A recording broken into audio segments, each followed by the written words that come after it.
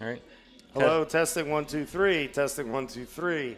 Testing 1 2 3. Testing 1 2 3. Testing 1 2 3. Uno dos tres. Testing 1 2 3. Uno dos tres. Testing Testing. one two Testing. three. Testing 1 2 3. Testing one Testing two one. three. Testing 1 2 3. Testing 1 2 3. Testing 1 2 3. Hopefully we don't have to move again. Yeah, I hope not. Because the coaches are still looking for spots.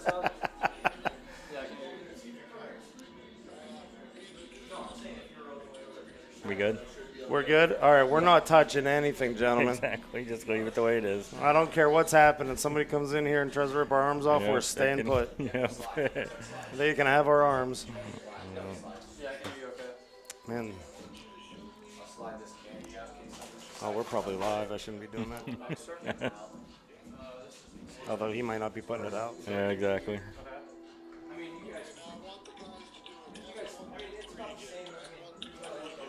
Test 1 2 3. Test 1 2 3. Test 1 2 3. Test 1 2 3. Test 1 2 3.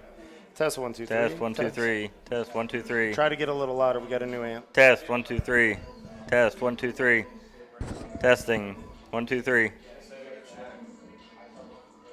The dials look awfully close to what we talked about yesterday. So I'm hoping the audio is where we want it. All right. Yeah? I want you to do the same thing that you did when we were doing the audio test. I want you to do test 1 2 3 and turn the master thing all the way down while you do it. All right. Test 1 2 3. Test 1 2 3. Test 1 2 3.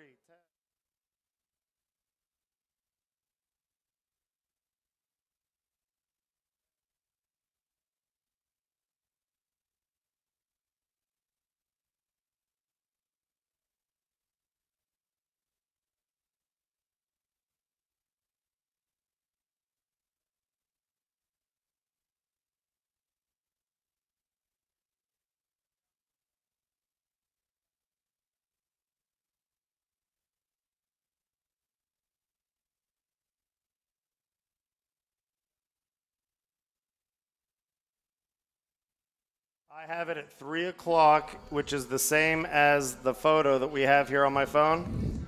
I made sure all the knobs are matching from what we did yesterday. I want you to make a slight adjustment. Okay? Move that red knob down to the 1 o'clock position. 1 o'clock, right about there. Testing 1 2 3. Testing 1 2 3. Testing 1 2 3. Okay, testing 1 2 3. Testing 1 2 3. Testing 1 2 3. Testing 1 2 3. Testing 1 2 3. Testing 1 2 3. Testing 1 2 3. Testing 1 2 3. Testing 1 2 3. Testing 1 2 3. Testing 1 2 3. Testing 1 2 3. Yep. Okay, great. We'll live there then.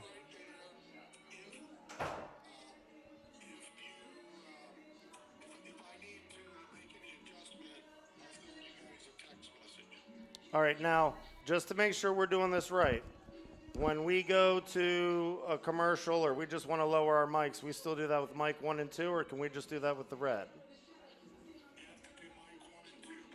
Yep. Everything, right. Okay.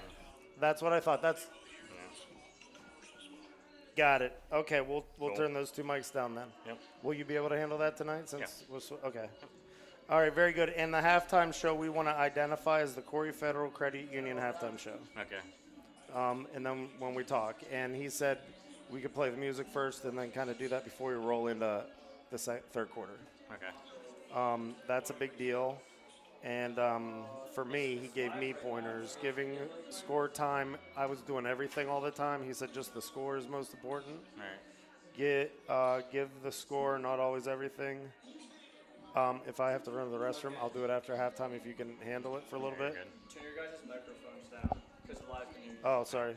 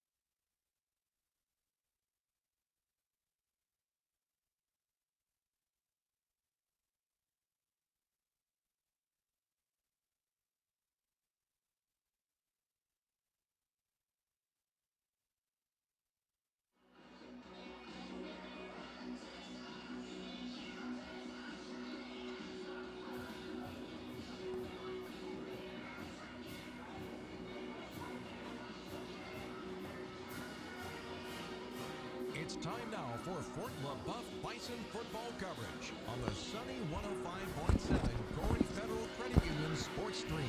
Visit sunny1057fm.org for all of the action all season long. Brought to you by the Corry Federal Credit Union at corryfcu.org. Additional support comes from Brozell Construction, Family Inc. Innovations, the Buff Creek Cattle, Waterford Beverage, Wagon Wheel Bar and Grill, High T Fence Systems, O'Brien Transmission, J.H. Napa Auto Parts, Jim Brozell Construction, Wise Physical Therapy, and Al's Appliance Sales and Service.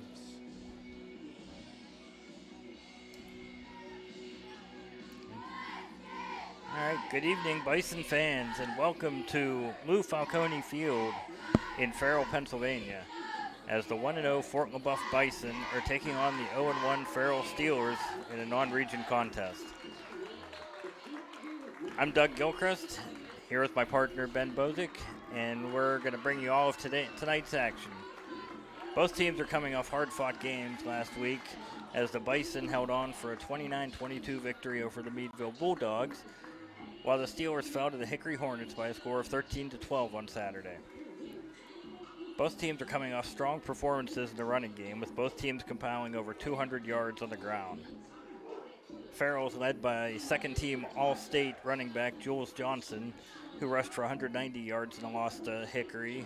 Meanwhile, Fort Leboeuf is led by their two-headed rushing attack of Skylar Sadowski and Dominic Walters. So as we prepare for kickoff here, I'm going to turn it over to Ben, and he's going to give some more info about last week's games and some keys to today's game. Well, last week, obviously, Fort Leboeuf is leaning on the running attack.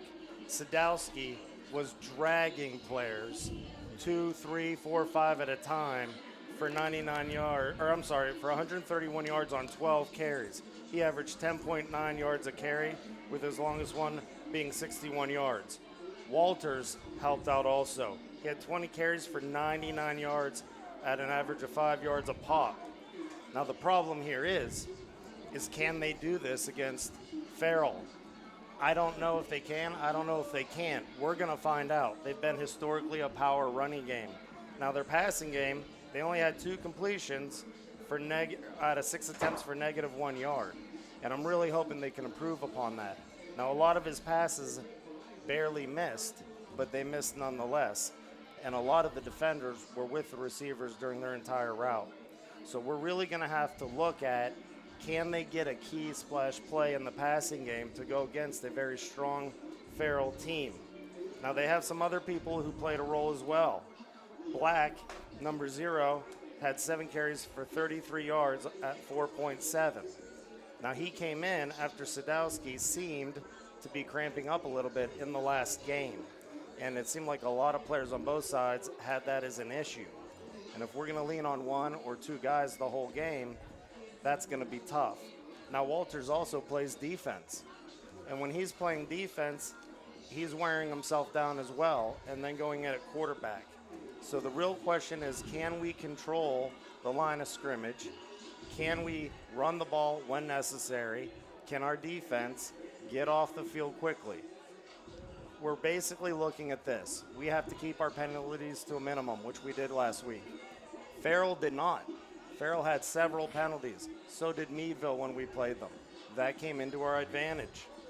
Can we have these other guys of Blos, Black, do their job when they need to come in off the bench?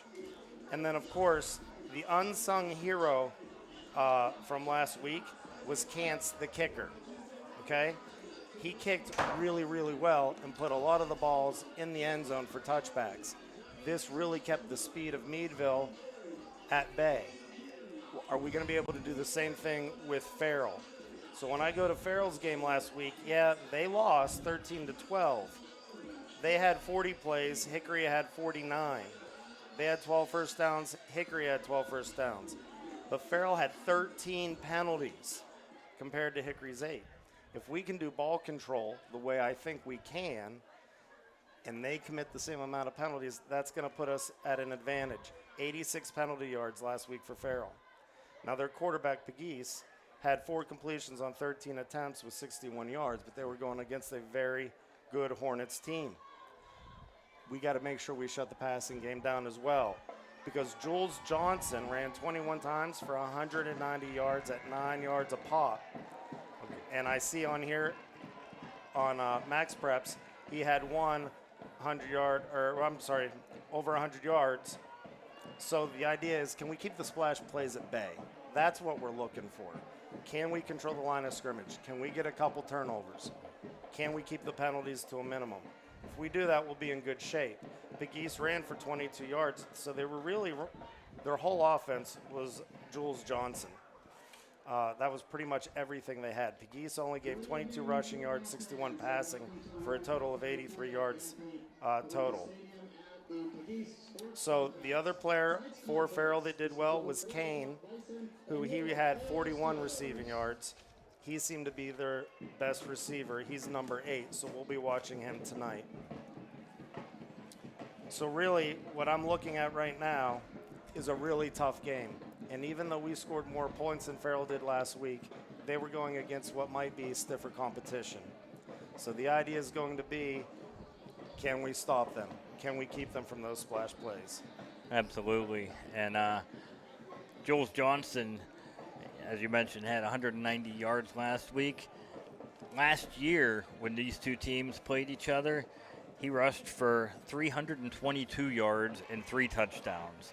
So the Fort Leboeuf coaching staff definitely knows that they need to stop him in the running game in order to have a chance in this game. So,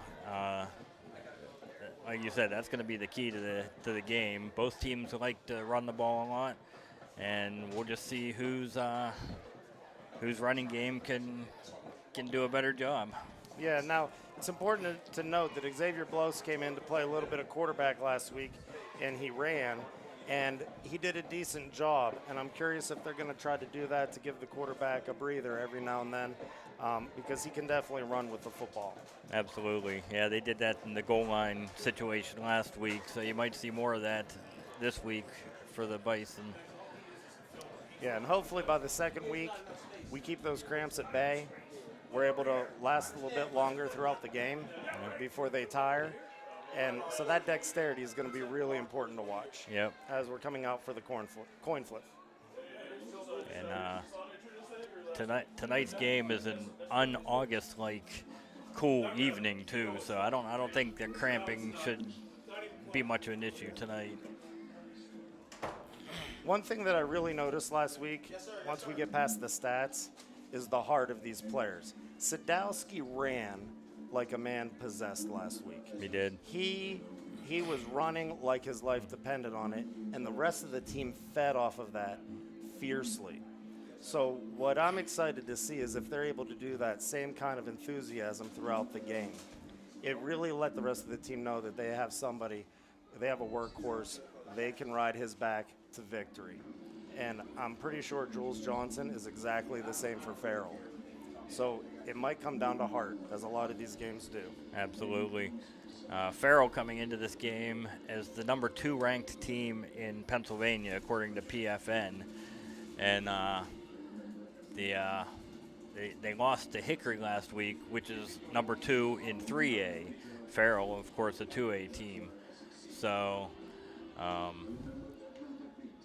even though Farrell is a lower classification than Fort Leboeuf, it is definitely going to be a tough test for the Bison today. Well, the closer you get to Pittsburgh, the closer you get to a lot of tough teams, such as Aliquippa and teams of that nature. Even when you don't have a lot of players to pull from, these cities down here, they eat, sleep, breathe, live football 24/7. Absolutely. So these fathers have been passionate, I'm sure, throughout these kids' entire childhood. And even when you don't have a large team, you're going to have large passion. Yep.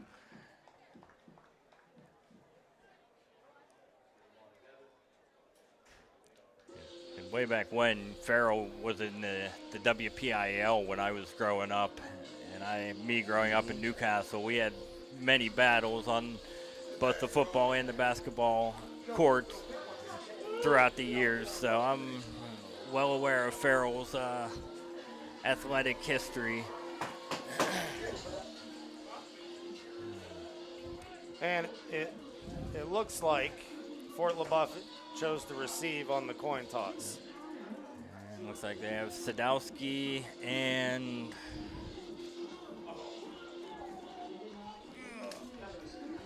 looks like Sadowski and Von Maro are back to receive the kick.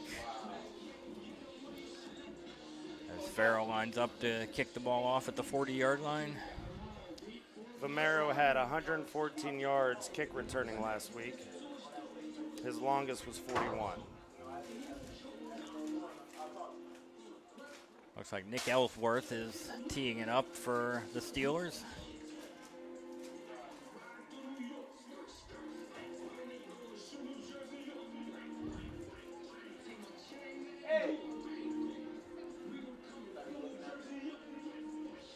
The referees are huddling in the center of the field. If I'm in your way.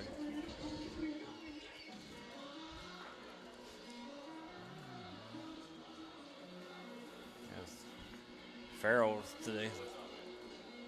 the defending 2A state district champions, as they lost in the state playoffs last year.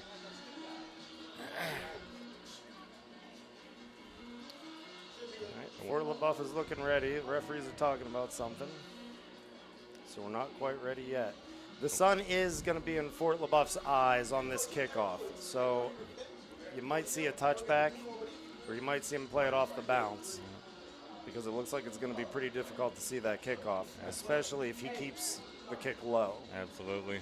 Now, both kickers are able to kick the ball pretty decent. So once again, I think the keys to the game are going to be special teams. Can we keep from a big kick return? Can we get a good kick return?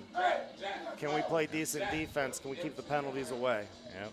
And the Bison last week gave up a kick return for a touchdown, and Farrell also ran a kickoff return back for a touchdown for one of their touchdowns. Jaden King Vincent had an 85-yard kickoff return, so that will definitely be a key to this game. Well, and last week, if I remember correctly, Meadville returned a kick for a touchdown, but it got brought back It did, on yeah. a penalty. Right.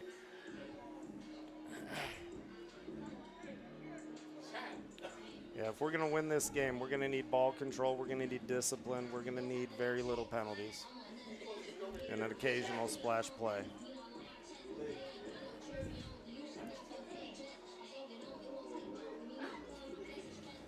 Not exactly sure what the holdup is here, but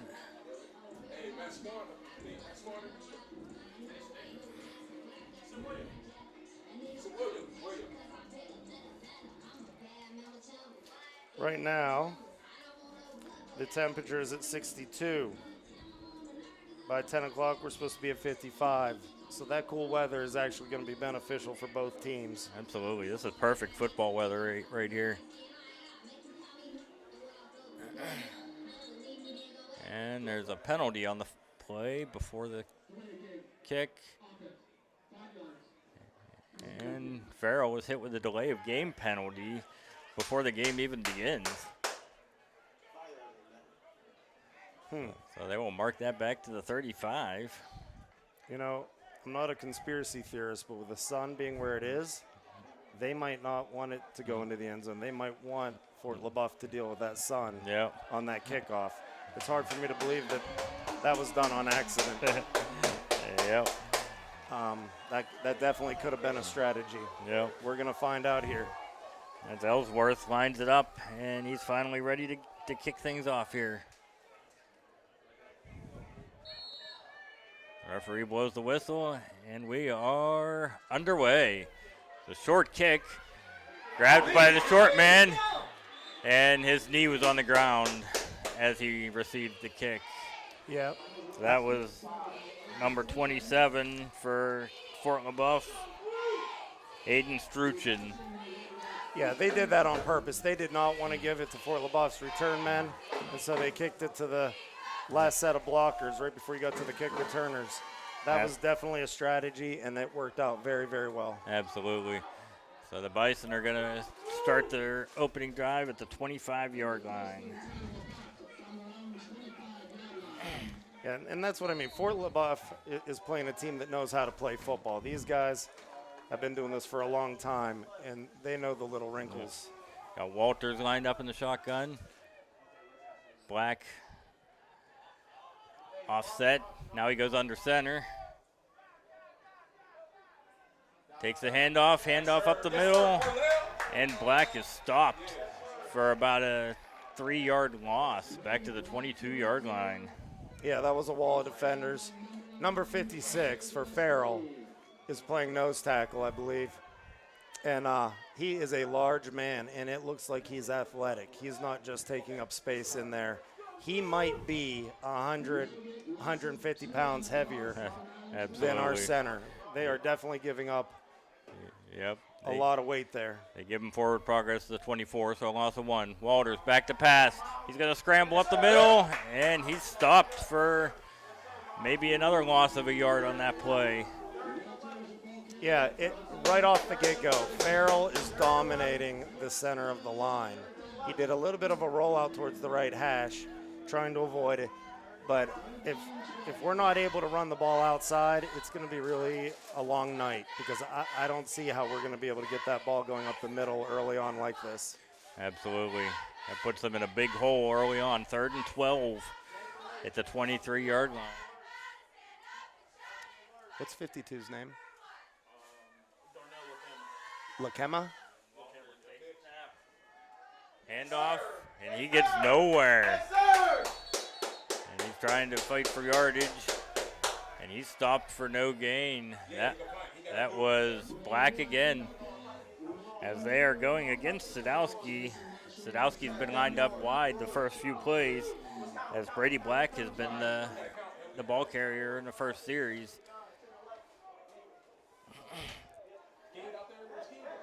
And they will be forced to punt on 4th and 12 at the 23. Darnell Lacamera, 52. He is already showing that he is going to be a fierce matchup. And there's a punt. Pretty good punt. It bounces at about the 32. And there is a flag on the play. Back in the area of holding. Is it that, or is it roughing the punter? That would be a good benefit for Fort Looks Leboeuf. like it's back where the punter kicked it. See what they're going to call here. That's a running into the kicker, so it will not be the automatic first down. So Farrell will take over.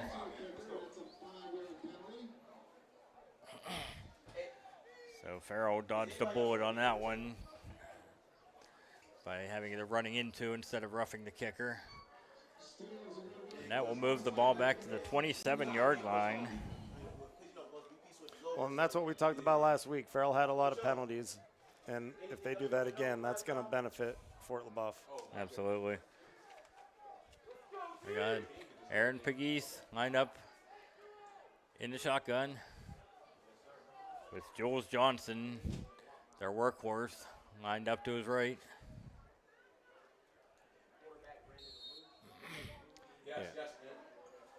And we're getting ready for play here. Snap back. He's back to pass. Throws it complete to the 30, up to the 35, and gets tackled at the 37-yard line. That's Jaden King Vincent. Yeah, Vincent just went a few yards, turned, and a strong throw from the quarterback right on the numbers. Yep. He just went to open space and sat there. That is awfully close to a first down. They will mark it a couple yards short. I'll make it 2nd down and 2. They didn't throw the ball much last week, but they opened up the game throwing the ball on the first play. It's Pegues, low snap. He tries to run to the right side. He's got the first down. Only a gain of about 4 or 5, but it is enough for the first down as he turned a broken play into something positive for Farrell. Well, Jules Johnson just showed how much of an athlete he was. That snap was not meant to go to him. He picked it up almost like it was a planned snap to his feet, and he was able to get the first down. Farrell has very strong athletes on their team. Pegues back in the shotgun again. Johnson lined up to his left. Takes the snap. Back to pass. He's going deep. He's got a man. He's got it. Down. Makes the catch and pushed out of bounds at the 19-yard line. That is DeMar Kane. That is Aaron Pegues. That was a beautiful pass, and that was a Saturday type of catch. When I mean Saturday, I mean playing for a college. He knew where his feet were. He actually, I think, got both feet in. He wasn't satisfied with just one, and he was definitely running along the line with very little space to work. Absolutely. That was a perfect pass, perfect catch. They're lined up here at the 19-yard line. Pegues takes the snap, back to pass again. Throws it back out the outside. Oh, nice shoestring tackle there. That was Jamari Jones with the catch. As they're spreading the ball around, that's the third different wide receiver that he's connected with so far in this game. Right now, something's very apparent. It's that the line of scrimmage is being won on both sides by Farrell. We're getting almost no pressure. It almost looks like the quarterback is just doing passing drills at this point. Absolutely. 2nd down and 5. Pegues takes the snap, handoff to Johnson. His first carry of the game, and he is stuffed for no gain. As he may have lost a yard on that play. They will mark it at the And that was Black. 18. And Black came from the outside linebacker and made that tackle, and that was a great tackle. That was the first play up along the line here that I think we won the battle. Absolutely. We're going to need to do more of that. Sets up a 3rd down at about 9. High snap. He pulls it in all day, and he's wide open in the end zone. As that is Jamari Jones. Blown coverage there by the Fort Leboeuf secondary as the Farrell Steelers take an early lead, 6-0 with 7:29 to go here in the first quarter. Well, and that's what happens. When you can run the ball and pass the ball, you either got to play the safety up or play the safety back and pick your poison. And right there, it looked like the defensive backs weren't sure which one they were going to choose. And that was just the softest pass I've seen in a long time. But it didn't have to be hard. Absolutely. Ellsworth on for the point after here.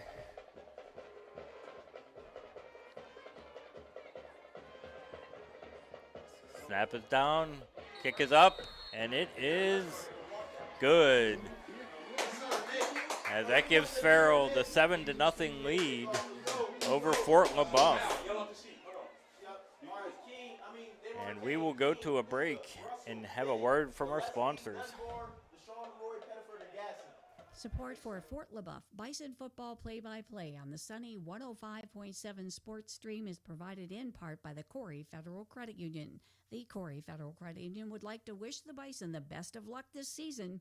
The Corry Federal Credit Union has been serving the community since 1958. They offer a wide range of financial and banking services for you or your business. The Corry Federal Credit Union is located at 728 Worth Street in Corry, 56 North Main Street, Union City, 315 Main Street in Spartansburg, and online at corryfcu.org.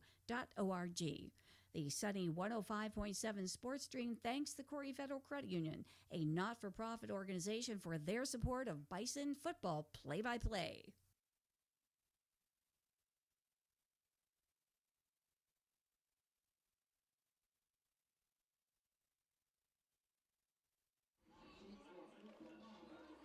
And Farrell lining up here for the kickoff.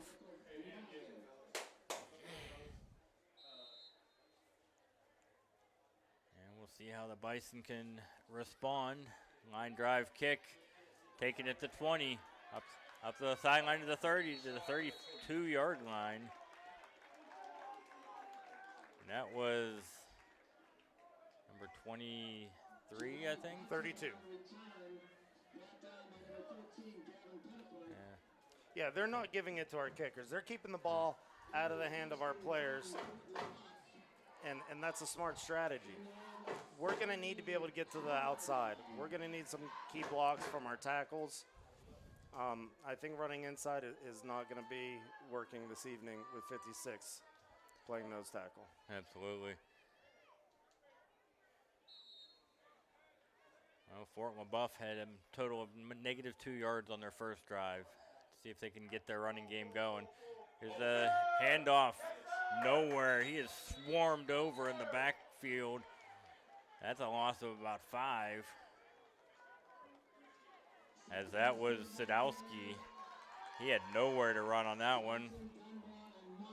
And the Steelers are just swarming the Fort Leboeuf offense.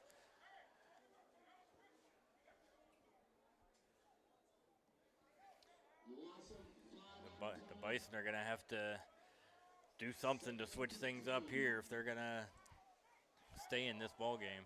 I'm thinking they might have to try to do a trick play if Farrell starts over pursuing. Absolutely. That might be the only way to break things up. Walters takes the snap, fakes the handoff, goes up the middle, and he is hammered down for about no gain. As he just gets back to the line of scrimmage, which is the 27-yard line, setting up another 3rd down and long situation for the Bison. The gentleman that returned the kickoff earlier, the up man, was Giovanni Bartone. He was number 23. And we'll see what the Bison have in store here. Walters back in the shotgun. Sadowski in motion. Handoff to Black. And he is cut down in the backfield again. Back to the 25-yard line. And once again, a 3-and-out for the Farrell Steelers defense. And the Fort Leboeuf Bison have a total of -9 yards on their first 2 series of the game. That's not good. Nope. Lining up in punt formation.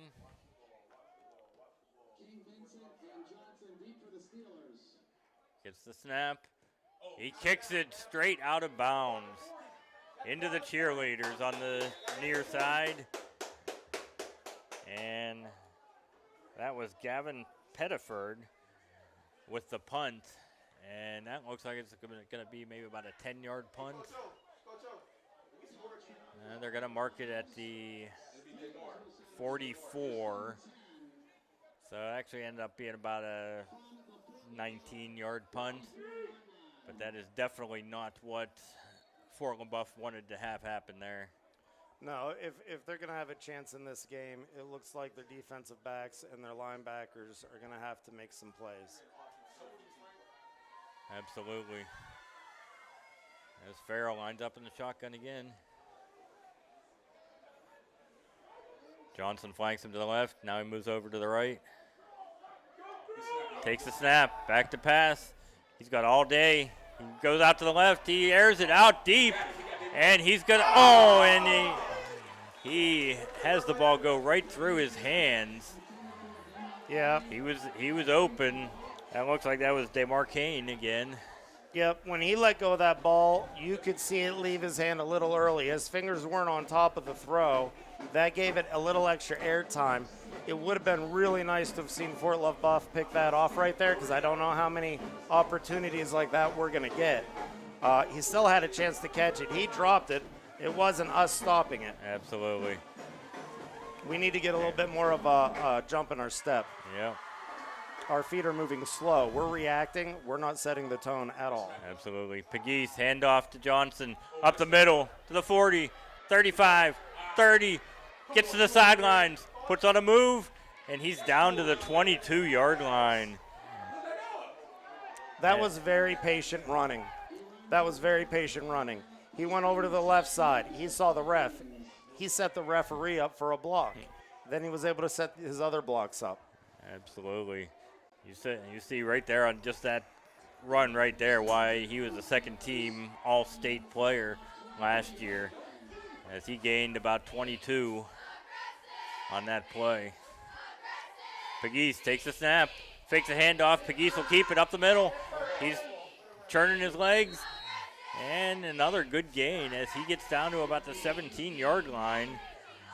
That will be a gain of about 7 yards or so. Yeah, it took 4 Bison to bring him down. And that was a read option. That was a hard tackle. That was a really hard tackle. Absolutely. We're gonna tire quickly if we don't put a stop to this. We're gonna have to get some of our backups in just to stay fresh enough to keep up with these guys. Especially with their offense not gaining anything. Their defense is only off the field for a minute at a time. Pegues is under center. Hands off. Johnson again. And there's a penalty on the play right near the tackle.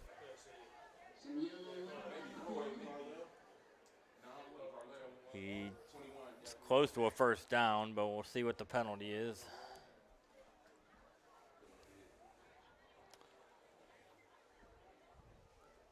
It's hard to say.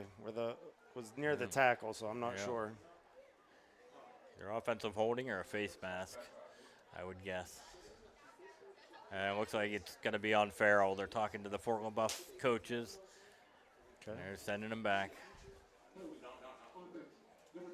And that's going to give us an opportunity. That's the one thing that Coach Blos has done. He has trained these guys to be very disciplined. And when you're disciplined, that's going to keep you in a lot of games. Even when physically you might not match up as well as you would like. Absolutely. Back down to the 27-yard line. 3 minutes and 35 seconds left to go. 7-0 Farrell.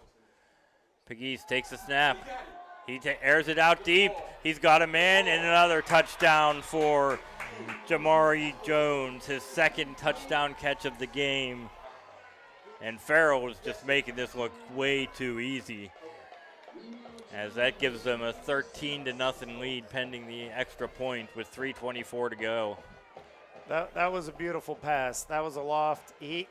When the DB, he turned around, he lost where the receiver was. By the time the ball got there, he was a good 5 yards away from him.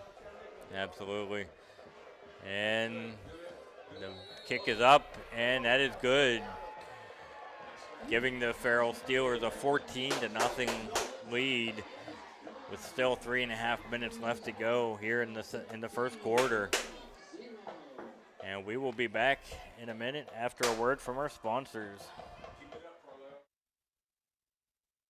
Support for this broadcast is provided by Family Ink Innovations, specializing in screen printing, banners, yard signs, and much more. Located at 319 High Street in Waterford and 104 West Smith Street in Corry, and online at FamilyInkInnovations.com. Phone 814-462-6628. The Sunny 105.7 Sports Stream thanks Family Ink Innovations for their support.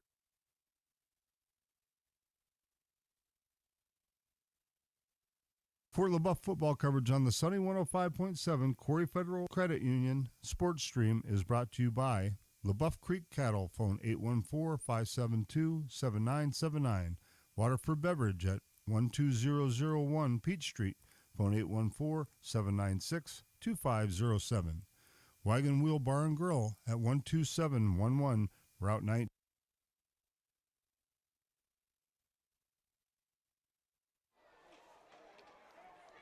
We're back, and Farrell with her third kick off of the game. It's a little pooch kick to the up man.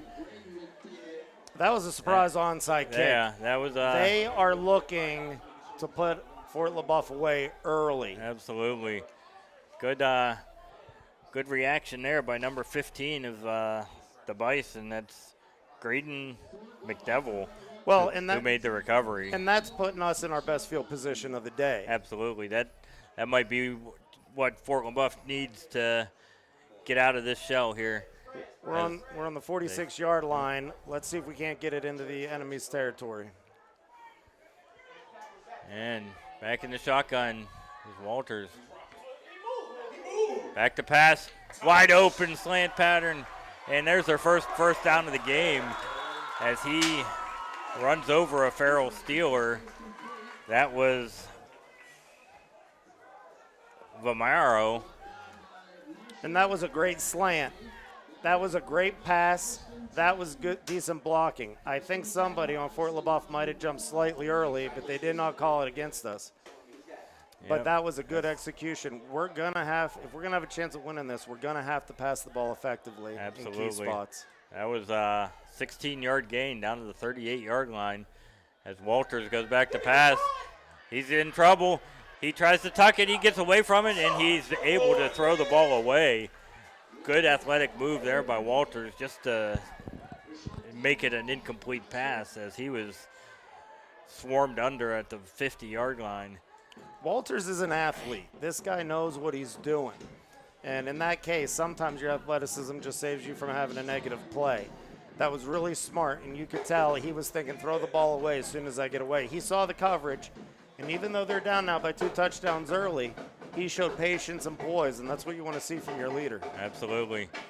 And you might see more of this passing game here as their running game has yet to get on track. As Walters back in the shotgun again. Handoff up the middle, Sadowski, and he is stopped for about a 2-yard loss, back to about the 40-yard line, bringing up a third down and a very long, well, about a 3rd and 12. Those big, strong backs like Sadowski, he has to get a little momentum going first. And right now, he's just not able to do that because Farrell's in the backfield almost immediately. Absolutely. They're definitely winning the battle in the trenches.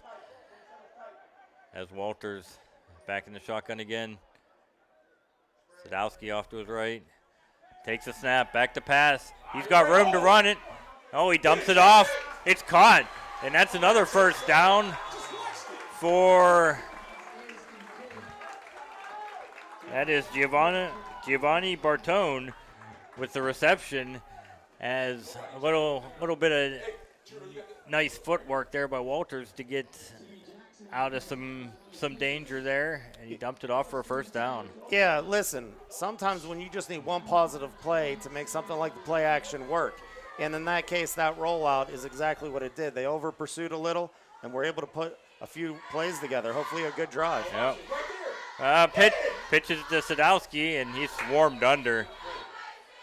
They're lucky that Sadowski even caught that pitch. It was almost a disaster for Fort Leboeuf. Now listen, I like that Sadowski, they're still going to him. I know he's not getting the yardage, but you have to keep going there to keep a balanced offense. If you just go all pass, the defense is going to sit back and pick those passes off. You have to keep trying to run the ball throughout the game and pick your spots when you're going to pass. Absolutely. Just takes one big run to get on track here too. As we wind down to a minute left in the first quarter, 14-0 Farrell. Walters with the snap. He's going deep for the end zone, and it's too deep, and it's intercepted in the end zone by number 8.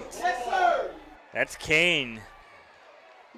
Dorian Kane with the interception, and the first scoring opportunity for the Bison goes by the wayside. You know, and I just praised his patience, and he could have thrown that away. He could have tried to run that up. He had a gap in the middle. I understand wanting to get those points back in the first quarter, but you got a lot of game. Absolutely. He threw that into double coverage, and he way overthrew his wide receiver. But let's see if the Bison defense can get a stop here. We're down to 51 seconds left on the clock as Pegues takes the snap. Throws it low, as his intended receiver was Timmy Jackson, the sophomore for Farrell.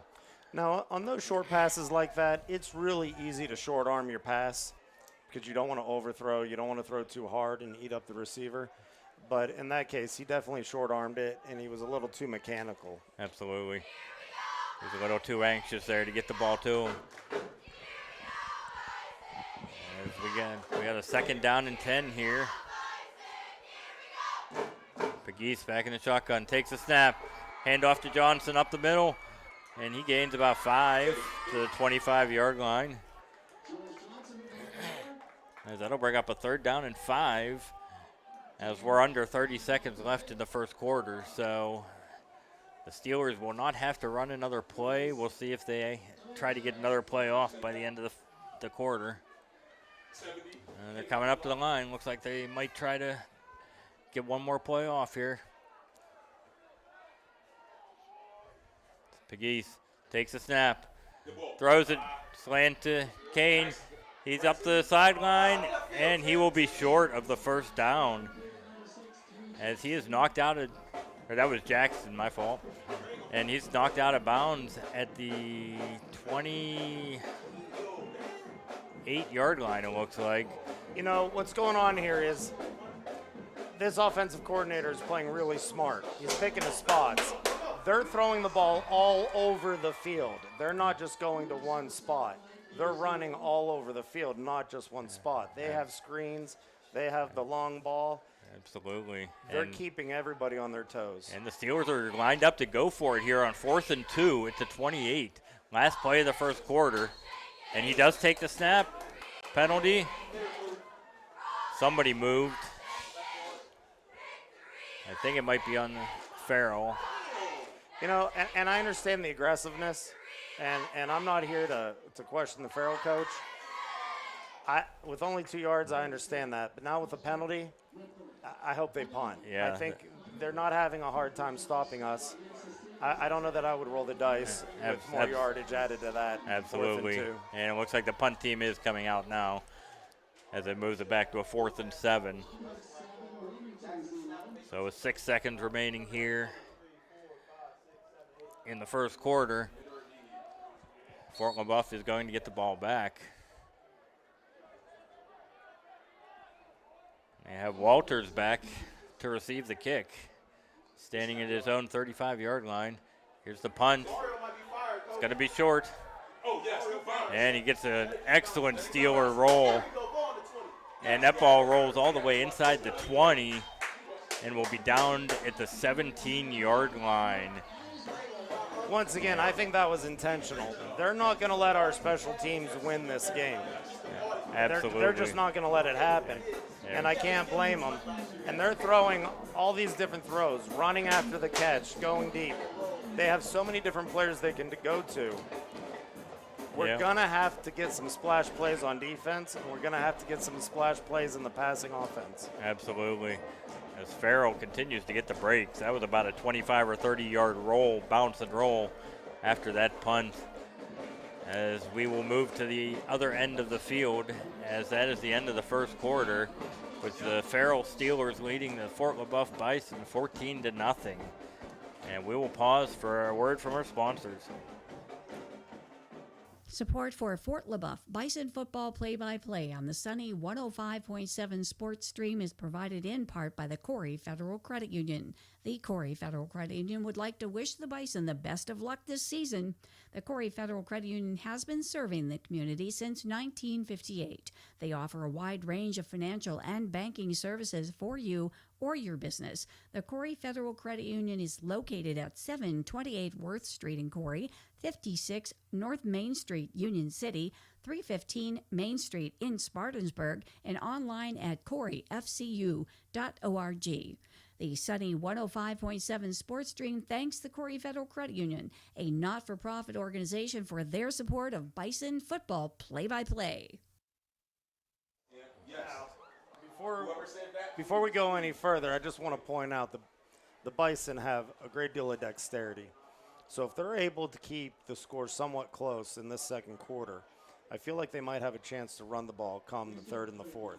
But they're going to have to put some drives together this quarter to wear down the defense if they're going to let that power running game work in the second half. Absolutely.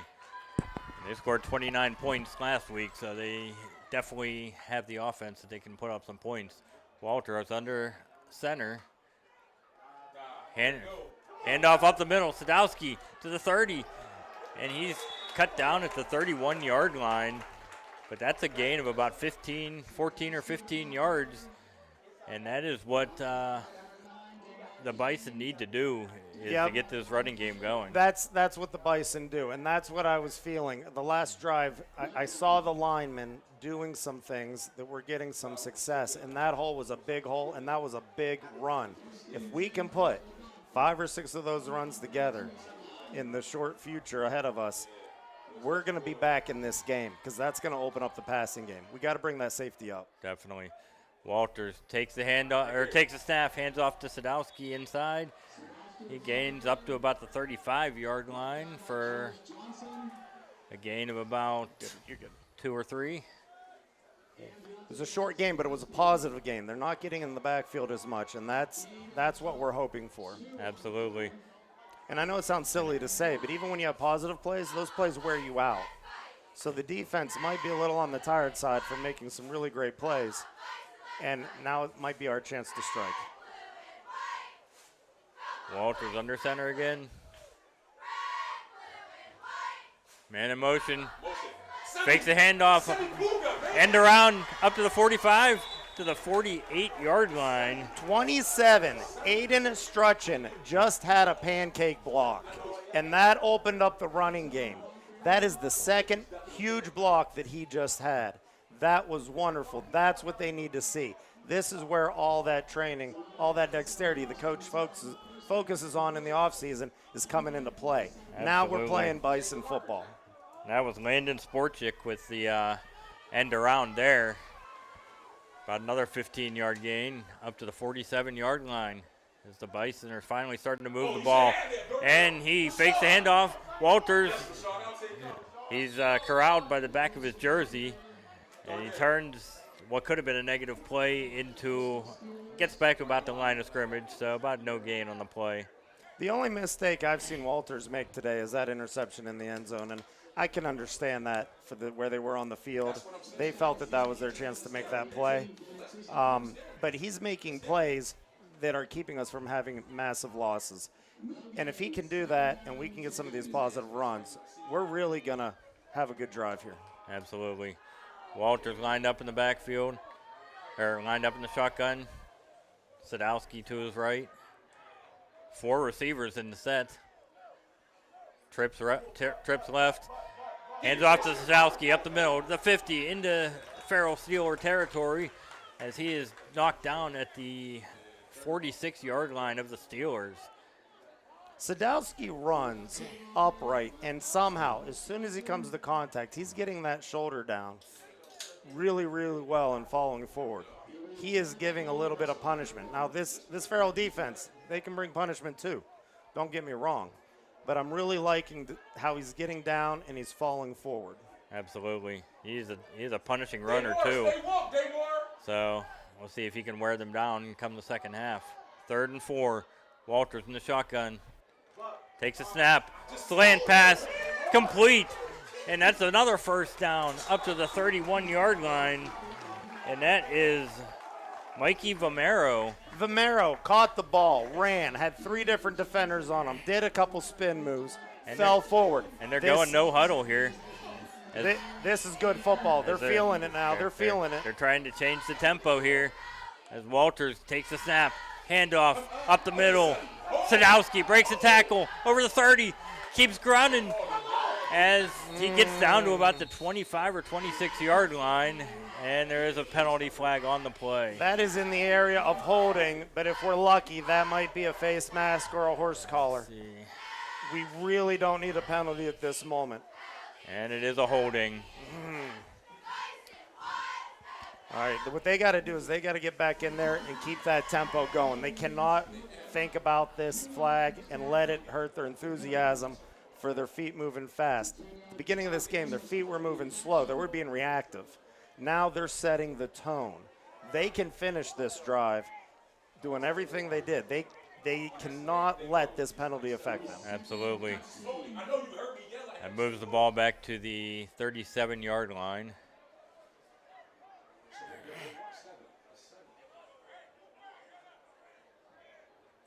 Back in the shotgun is Walters.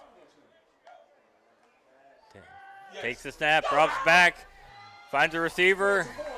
Short gain, and that is Strushin on the receiving end of that.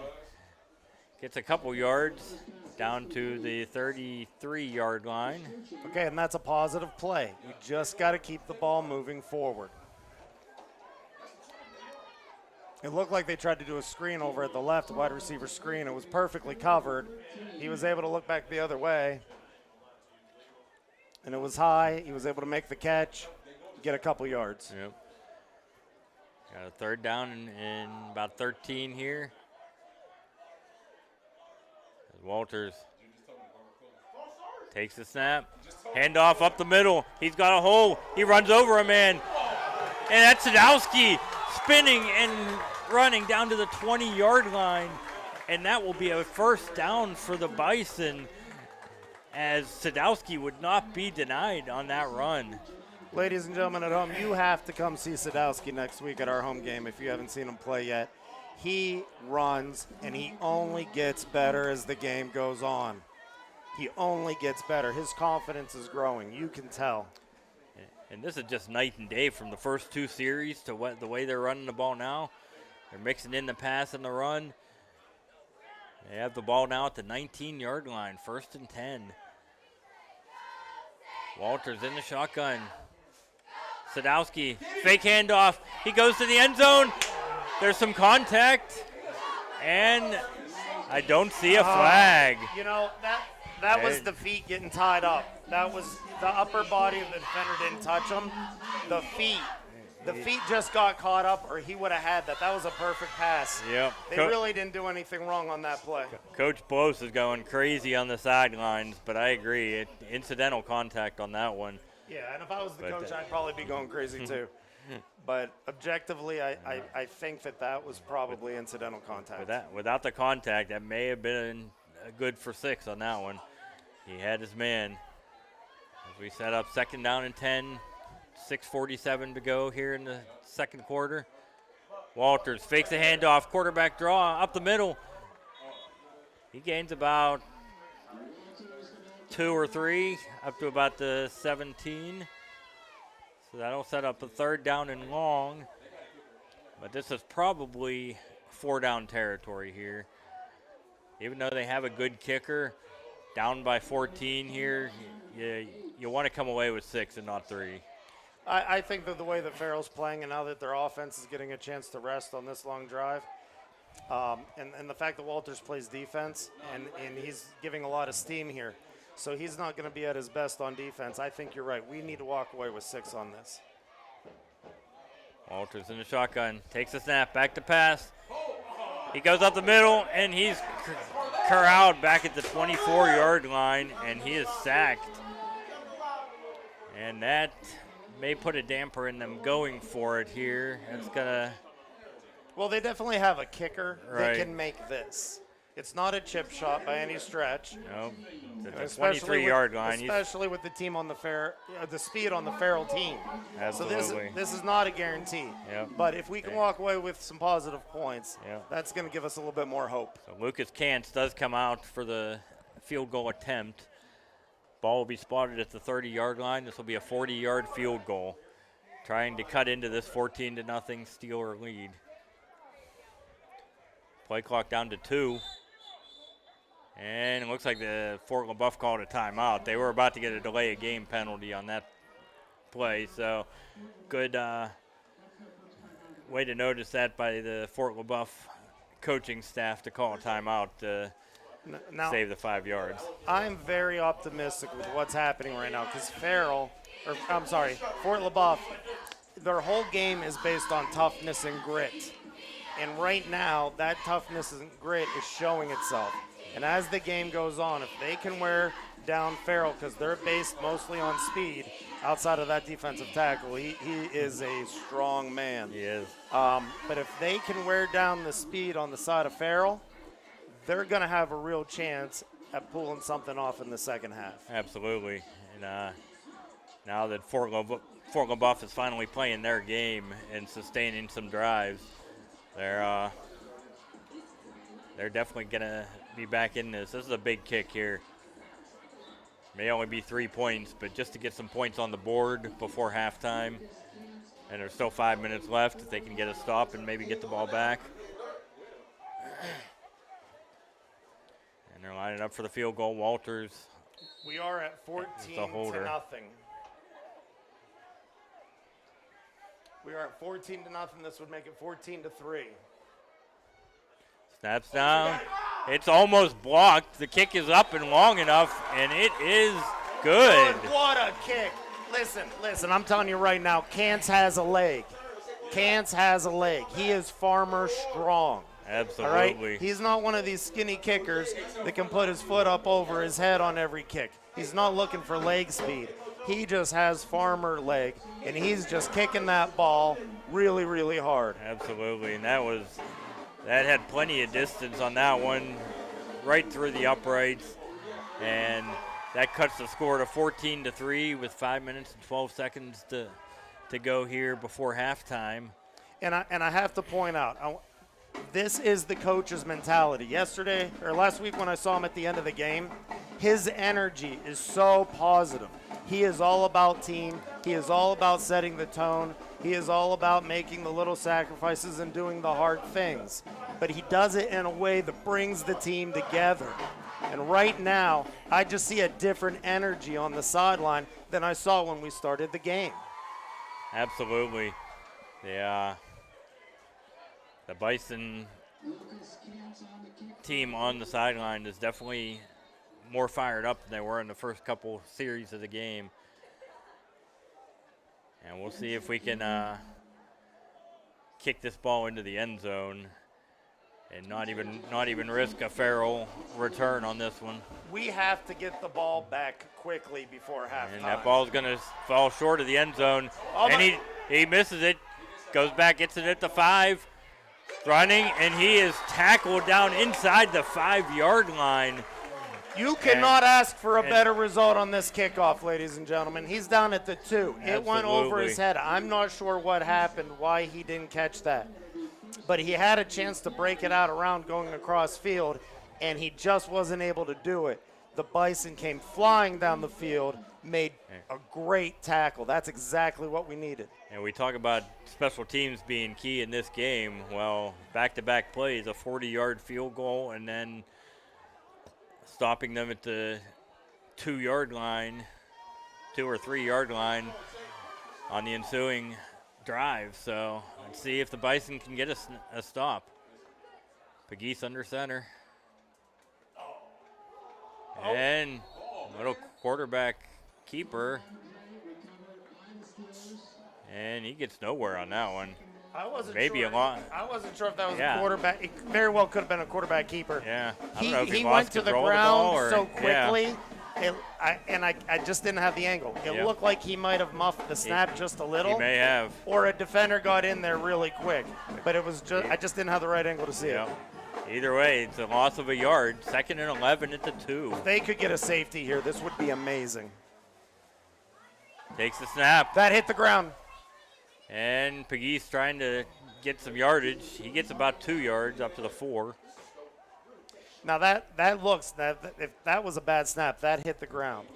The snap before looked like they had some issues. All right. So if we can do something on this third down, we have a chance to really score a touchdown before halftime. And I think they were just trying to keep it away from being a safety, so they were just content with, getting some room and going up the middle with that one. We cannot let them go deep here. Yep. Whatever we do, we cannot let them go back deep. in the shotgun now. Johnson flanks him to the right. High snap. Quick pass. And he's hit immediately and dropped at the 3-yard line. Who was that? Is that 23 again? That is 23 again. He is playing a great game. That is Giovanni Bartone. He hasn't had a ton of plays, but the plays he's had has made a difference in this ball game. This kid is a football player. We only said his name a few times last week, but this week he is looking like one of those role players that are making a significant impact in the game.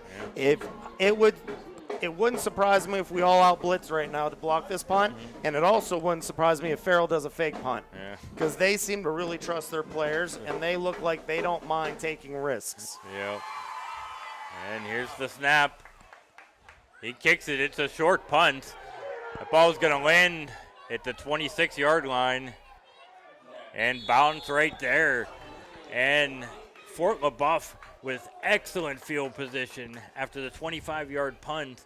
That will set them up at the 27-yard line. I didn't see who it was, but somebody got in there, and they weren't in a position to block the punt, but it scared the kicker enough that he had to kick it a little higher than he wanted, and it just basically went straight up. Yep.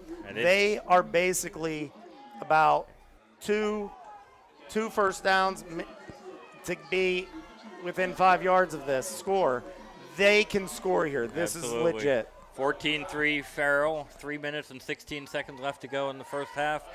Walters takes the snap, handoff to Sadowski, breaks the tackles, runs over some people, and it's only about a 4 or 5 yard gain, but that was a tough run by Skylar Sadowski. You know, last week Sadowski ran a guy over so hard that I couldn't even talk, okay? Now, he's not doing that today, but these runs, I was thinking Allstott last week, but now that I'm seeing him for the second time, I'm thinking Eddie George. That is what he seems to be running with.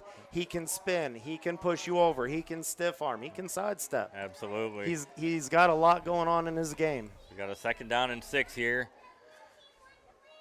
Walters takes the snap, rolls to the left, looking deep. Oh, and he is blindsided. The ball comes loose. It's picked up.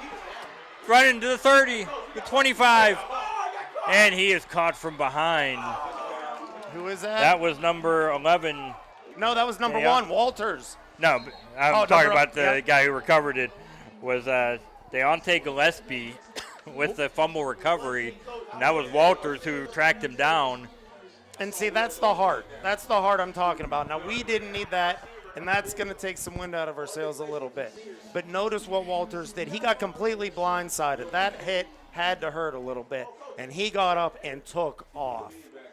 That's the heart that we have. So even though we're now literally flipped the field, let's see if we can't do the same thing to Farrell. Yep, Walters was the only one who was able to run him down on that play.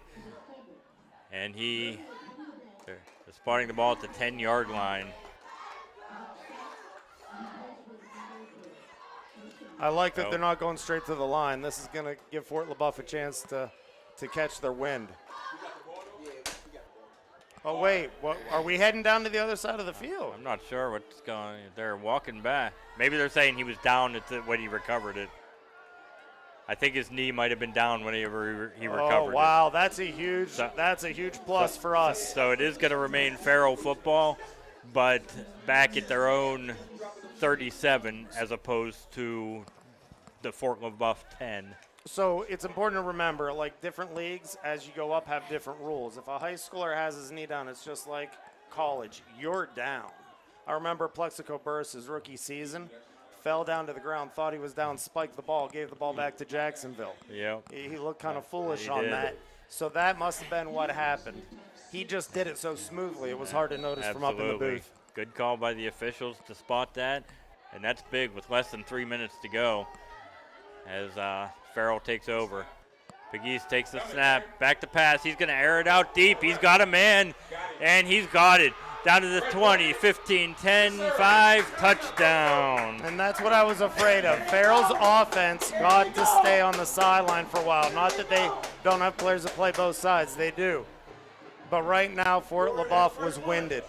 And that was Dorian Kane with the touchdown. Farrell's 3rd touchdown pass of the game. And, and just like that, it makes it a 20-3 game. We had both safeties relatively deep as well, and number 8 was just able to split the field. This Farrell team has speed. They have a quarterback that throws with accuracy. In a lot of ways, their quarterback, and I'm not trying to put pressure on the young man, but he plays a lot like Terrell Pryor would play. He has accurate passing, maybe not the strongest arm as far as miles per hour, but he pushes the ball down the field. And when you can be a run threat on top of that, when you can throw those screen passes off to the side, he is able to make all the throws at a high school level. And when you have speed at receiver, good things happen for you. Absolutely, as the extra point is good. And we're going to take a break for a word from our sponsors. Fort Leboeuf football coverage on the Sunny 105.7 Corry Federal Credit Union Sports Stream is brought to you by Jim Brozell Construction at 9298 Peach Street in Waterford. Phone 814-866-2075. Wise Physical Therapy and Sports Medicine in Waterford. Online at wisept.com. Al's Appliance Sales and Service at 110 High Street in Waterford. Phone 814-796-4007. We are back. The score is 21-3, but ladies and gentlemen, this has been a very competitive game. Don't let the score fool you. Fort Leboeuf is playing with a great deal of heart, and I wouldn't go anywhere. Something tells me this is going to be worth watching to the end, even if Fort Leboeuf doesn't win, because they are competitive. Here's the kick. Straight down the middle. It's going to bounce. It's taking it to 10. Up the middle, Sadowski to the 15, to the 20, to the 25, and he swarmed under at the 26-yard line. Now, what do you think they're going to do here? We got 2 minutes and 28 seconds left in the game. We're down quite a bit, but we were able to move the ball. Do we take a chance at a deep ball or a big pass and get a turnover? Or do we try to use this 2 minutes and 28 seconds to get down the field and just leave with some more points? Well, they got plenty of time to just play their game for now and not go for all in one play. But you're definitely going to see some passing mixed in here as they do have to get the ball down the field with a little bit of urgency. Well, if they run, it won't surprise me if they go off the right guard, because he is doing a very good job today. Walters takes a snap, handoff Sadowski up the middle, and he gets nowhere. Well, and Farrell, they had the same idea I just had. They had their players ready to go against that right guard, and they were able to snuff it out. Yep. That'll bring up a 2nd down and 10.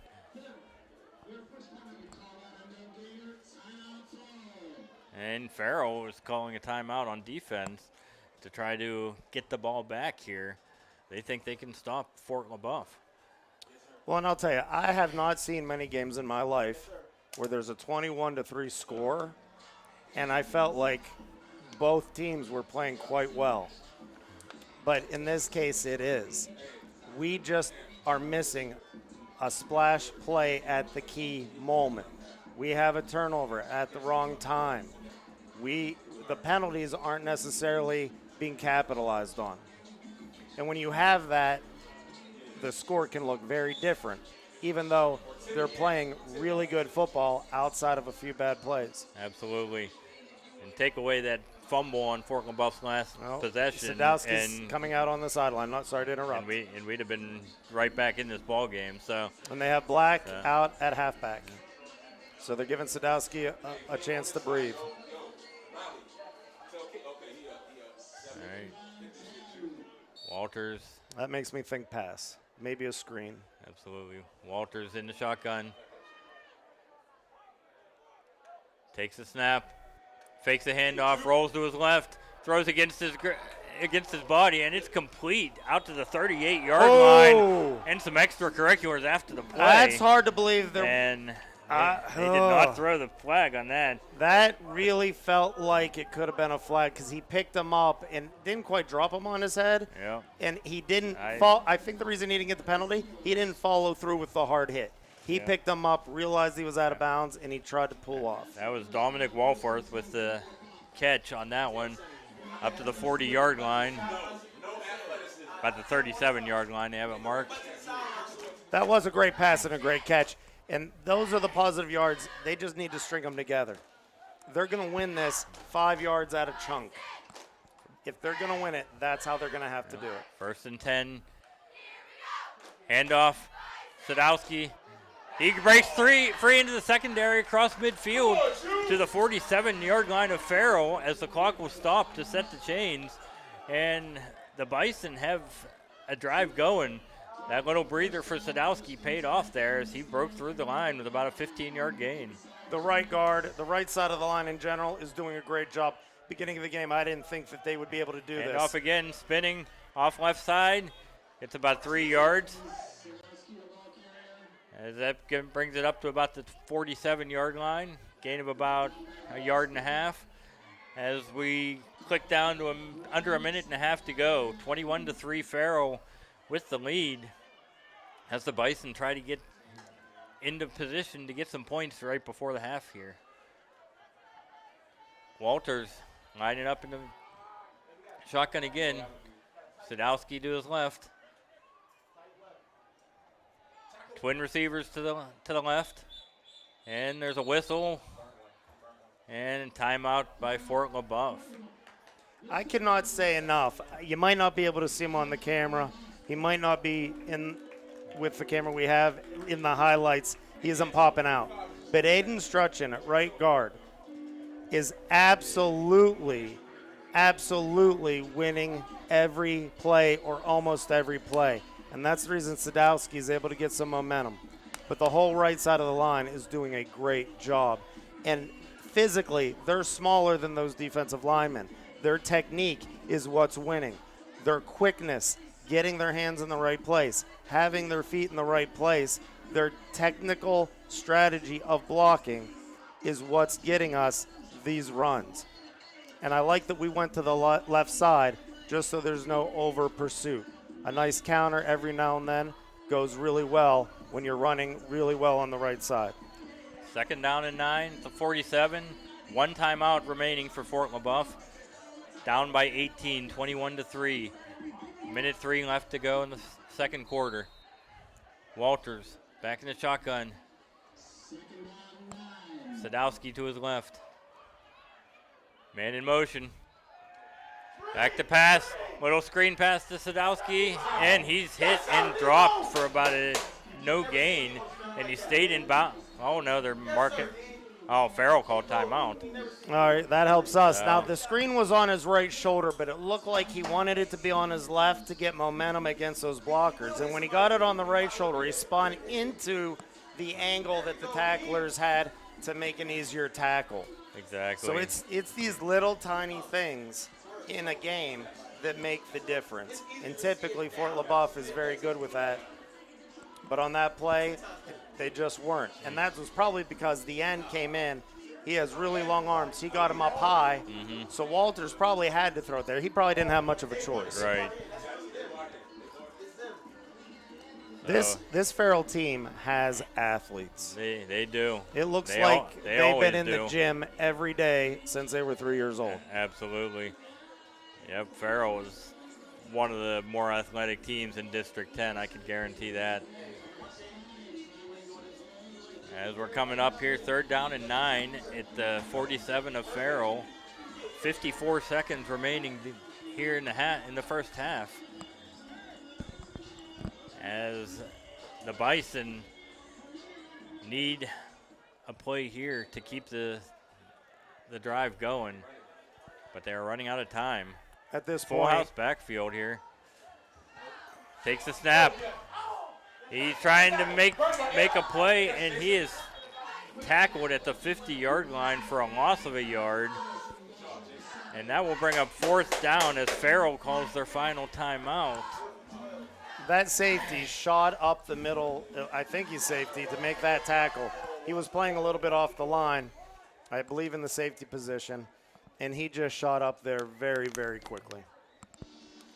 And with a 4th and 11, it's going to be a little bit too long for them to try to go for it. So you can tell that they're running the ball well on the right side, and so they're trying to do a little counter, a little delay, a little misdirection. But it doesn't seem to be working because Farrell's so fast, they aren't getting fooled by it, and if they are, they're able to compensate for it before we get a lot of yardage. At this point, I would just drive the ball on the right side.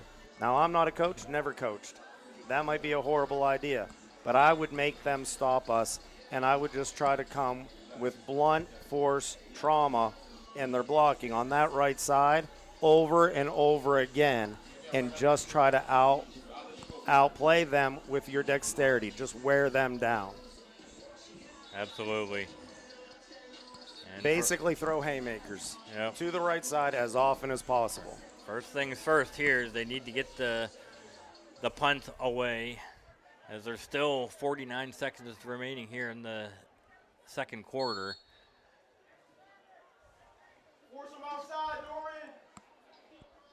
Farrell Steelers lead 21-3 here.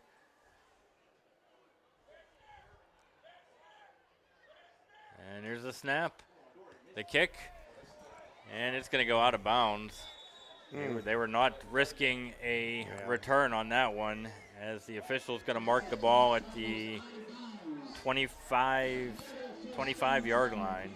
Right idea, not quite the execution they were looking for. And honestly, with 46 seconds, I'm not feeling incredibly safe. Nope. Seeing how Farrell is more than happy to take risks. They have struck quick on their last series. They had a touchdown pass one play after they recovered the fumble. So this half is not over yet. Yeah, those corner punts are so hard. So hard. If you're off by 1 degree from your foot, it could be 15 degrees downfield, maybe 20. Yep, they're going. Farrell lines up with 4 wide receivers, 2 to each side. Pegues takes the snap. He's going to air it out deep. He's got a man. It is in and out of his hands. That was great defense. They had 3 men playing deep. They were playing 3 guys in zone deep. They went with them. And even though I don't think we touched the ball, we got in front of that. We got in between his hands, and he second-guessed himself as that ball approached. Yep. But, man, that guy can run. That was Timmy Jackson, the intended receiver, as he was slow getting up after the pass, but he's trotting off the field right now under his own power. Yeah, it looks like he's getting more of a skip in his step as he's going off the field. Yep. So hopefully it wasn't or anything too serious. Down to 39 seconds remaining here in the first half. For Leboeuf trying to hold here.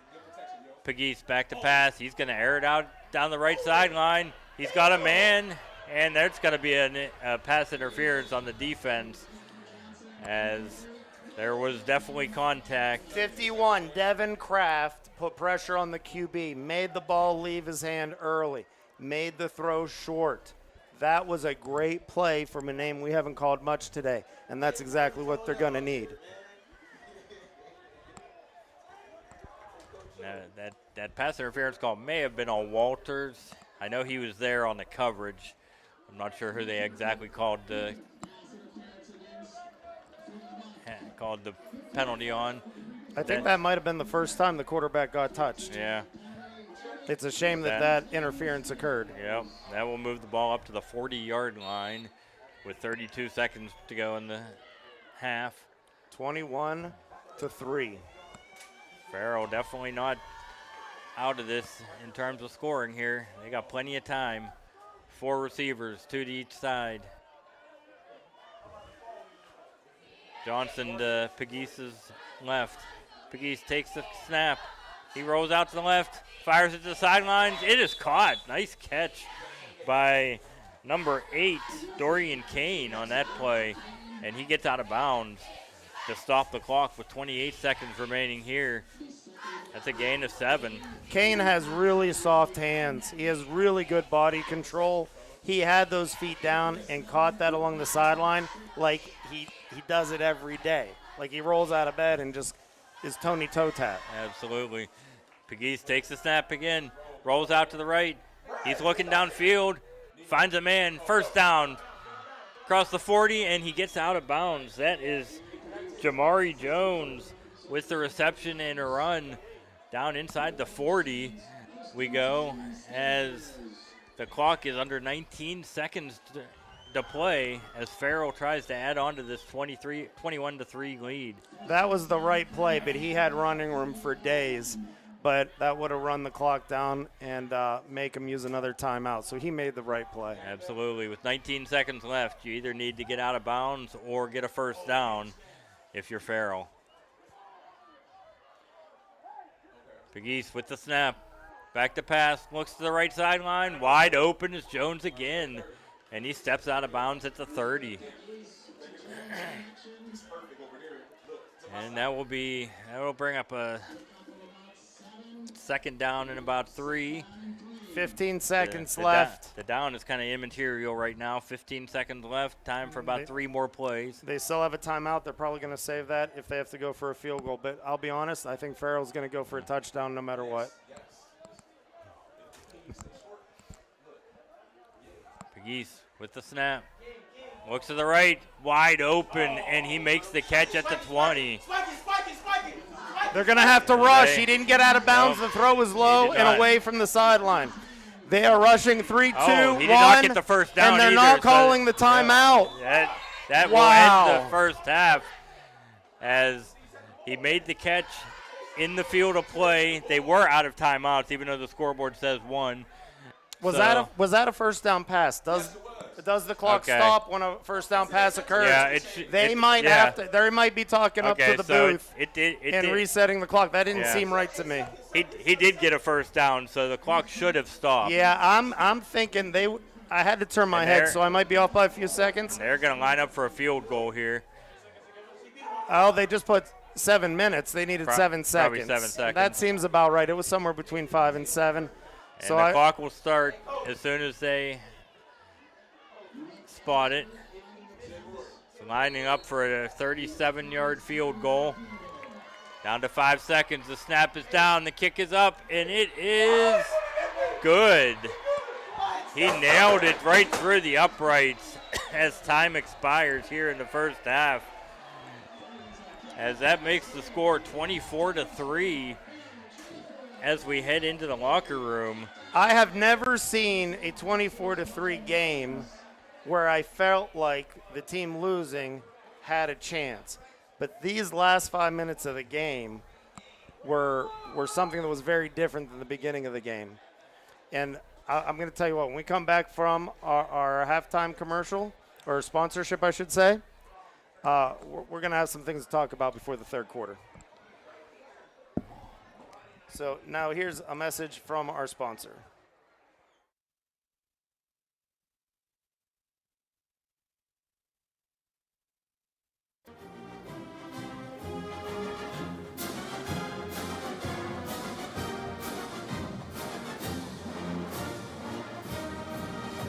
Thanks for tuning in to today's broadcast of Fort Leboeuf Bison football on the sunny 105.7 Corry Federal Credit Union Sports Stream.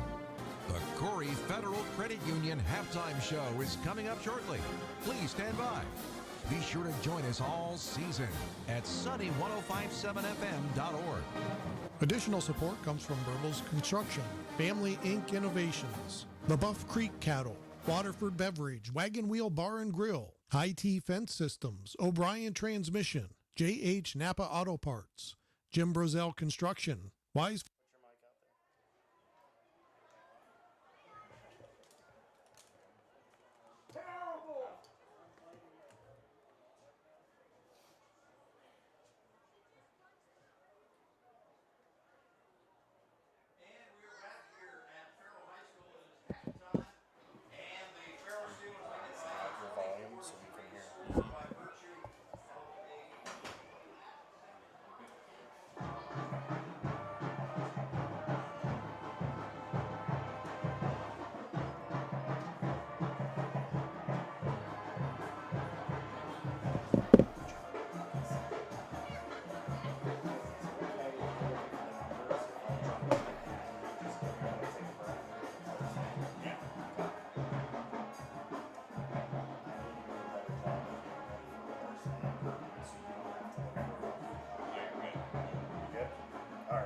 I feel because you did that last week. I feel like you failed. Yeah.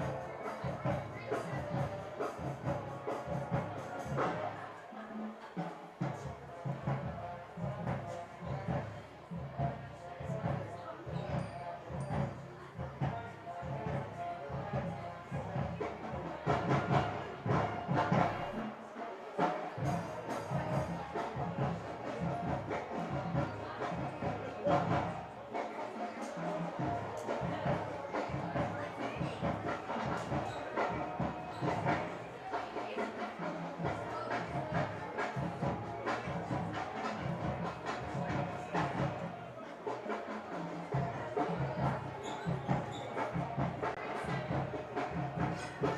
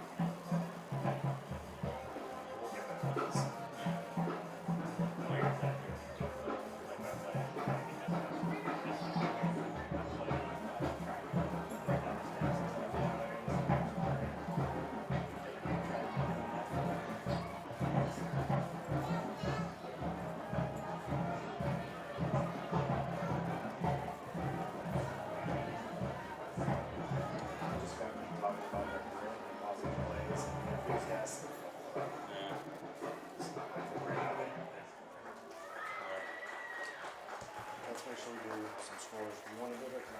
You can do that.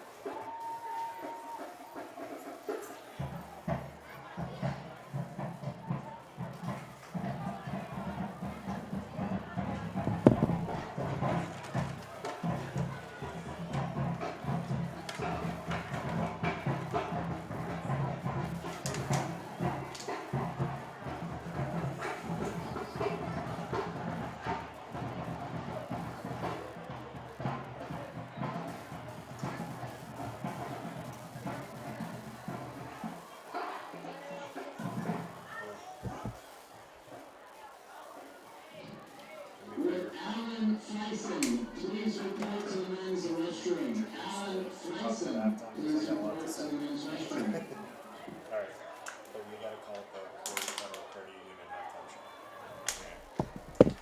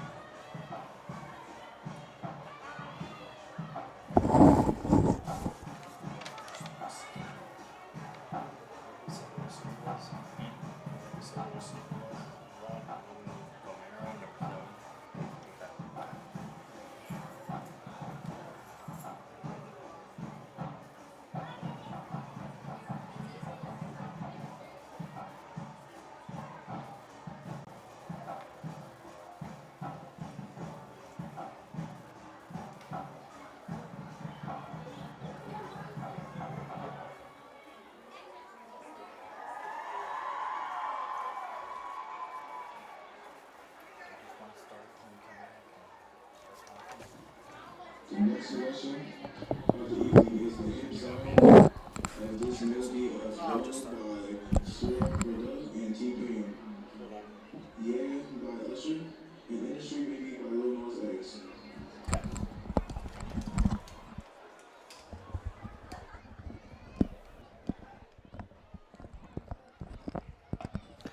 Okay, ladies and gentlemen, we are back, and we are going to do the Corry Federal Credit Union halftime show.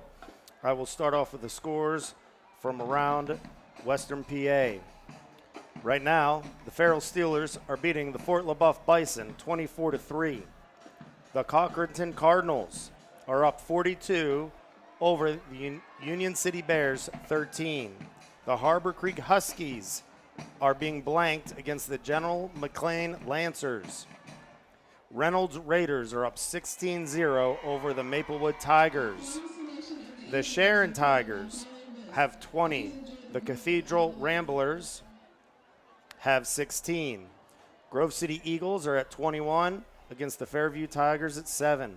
The Girard Yellow Jackets are behind 28 as Titusville is leading with 35. Oil City Oilers are up 29 against the Mercyhurst Lakers, 7. The Corry Beavers are blowing out the Warren Dragons, 40-0. The Cambridge Spring Devils are up 29 against my place of work, the Northwestern Wildcats, 0. Northeast Grape Pickers are up 6 against the Seneca Bobcats, 0. And the Meadville Bulldogs are up 15 against the Connellsville Falcons, 7. Now, the halftime show. Right now, Farrell has a really good chance of walking away with this. They have had more splash plays, more turnovers. They've also made a little bit more mistakes, but their speed is just too much at this point. But high school football is a lot different than a lot of other levels of football. And right now, when you're watching, I encourage you to watch who's winning the individual plays, because there are definitely some linemen on the right side that are doing a great job, and they are going against really good defensive linemen, but their technique is on point, especially as we were in the second quarter. Now, what are they going to be able to do in the next half? I don't know. They're probably going to have to blank Farrell completely in the second half to have a chance to win this, and they're going to have ball control at a level that we just haven't seen yet in this first half. Can they do it? I feel like we can. Coach Blos really seems to have a no-quit attitude instilled in these athletes. But when you have speed, that's just really, really hard.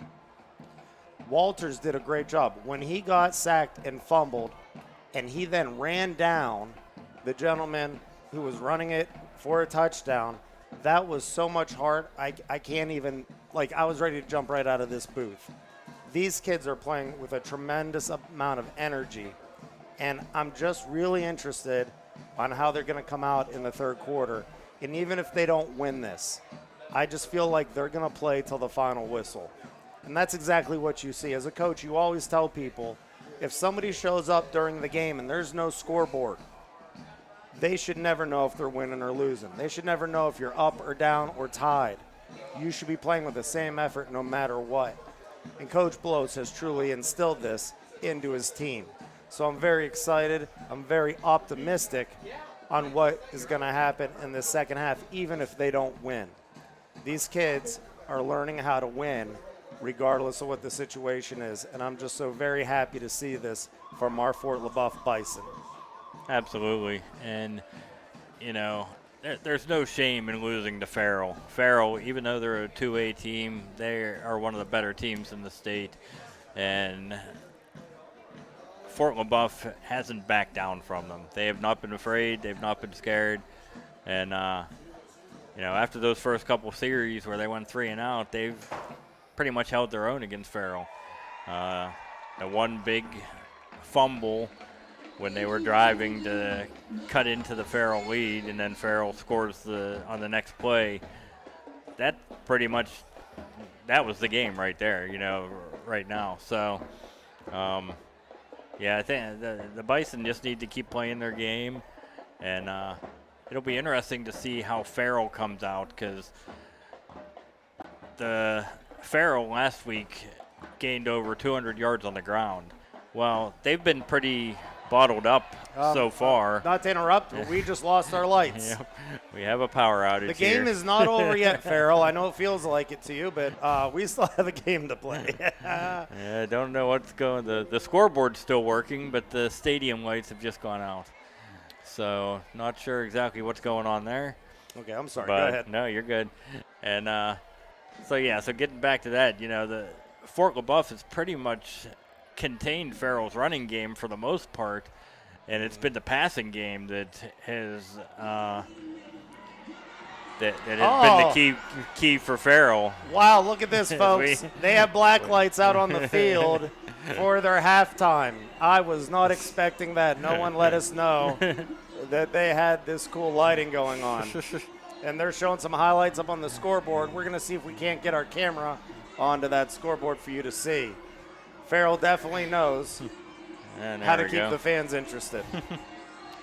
Now, I was going to say, for the keys of the game going into the second half, first and foremost, Fort Leboeuf has to put drives together, 13, 14, 15 play drives, almost on every drive for the rest of this game if they have a chance, because I think they're just tiring on defense, and I just feel like Farrell's so aggressive that they're not going to be able to keep up. But Mikey Vomero, number 7 at wide receiver, if we're going to have a chance at winning this game or even getting back into it, we're going to have to see the ball get to him. He's had some nice slants. He has a big frame. He might not be able to break it for a big splash play, but he has to be a pivotal role in this. If we just simply keep going to Sadowski, I don't think we're going to be in this. We have to use him properly, but we have to go to Mikey Vomero. We have to go to Brady Black. We have to go to different spots on the field with the quarterback. I don't know if we have slip screens, if we have a lot of those in the playbook, but maybe the coach is able to pull out a few plays that they haven't seen yet to get us down the field. Absolutely. And on the defensive side of things, Fort Leboeuf needs to get some pressure on Aaron Pegues of Farrell.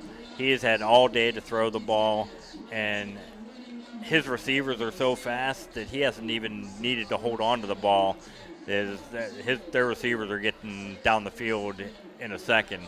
So they need to get some pressure on Farrell to try to force some incomplete passes and get back into the game that way, because that's the only way that that the Bison are going to have a chance, is if they limit Farrell in the second half. Well, when we've gotten pressure on Pegues at quarterback, we've had a chance to make some plays on defense. We haven't done it. But could they? Absolutely. So hopefully our ends, we can get some pressure up the middle, and our ends can get some pressure on the outside. Absolutely. Lucas Cantz teeing it up for the opening kickoff, and that ball is going to sail into the end zone for a touchback. And that's where Farrell will begin the second half at their own 20-yard line. Yeah, as this season goes on, Cantz is going to have a pivotal role. That kid has a great leg. He does. Farrell comes out, leading 24-3 at the beginning of the second half here. Let's see if Farrell goes back to more of the running game in this second half to try to grind out the clock and shorten this second half. Oh, that is an approach a lot of coaches take. When you're up by these many scores, you just try to drain the clock and slowly take the steam out of the other team. Absolutely. Pegues in the shotgun. Handoff around the right side and nowhere. As Jules Johnson, the ball carrier, he is swarmed under for no gain. And that's what Fort Leboeuf is going to have to do in the second half. That was Landon Sporsic on the play, and I believe it was Jacob Beer, if I'm not mistaken, 54. Or was that 55, Caden Milner? Maybe it was 55, Caden Milner. I apologize. And that puts a second down and 10 here. the 20-yard line. It's easy to come out of halftime fired up. I'm sure the coach got a good motivational speech. Let's see if they can maintain it. Ball's on the right hash mark on the near side here. Pegues takes a snap, drops back. It's complete, just short of the 30-yard line as he's hit just after he caught the ball. But that was a great hit, and you could tell that he was going to try to rip that ball out of the hands of the receiver. That receiver has some strong arms, and that was a solid hit. That was Dorian Kane with the catch. Yeah, we're going to have to hit them and make them pay for catching the ball. 3rd down and 2. Pivotal play here early in the second half. Farrell with a 21-point lead. Takes a snap. He's going to run it, and he gets the first down over the 30 down to about the 32-yard line. They have every tool in that Swiss Army knife. They're not going to be denied at this point with their speed, and they're on the same page. You can tell these coaches have repeated these plays over and over to perfection. First down 10, 33-yard line. 4 receivers in the formation. Fakes the handoff. Pegues is going to run up the middle on a quarterback draw. He gets about a yard up to the 34-yard line. So I'm going to make a prediction here. I think Farrell's going to do a lot of running up the middle, a lot of those short passes, and then when we least expect it, they're going to go for another splash play.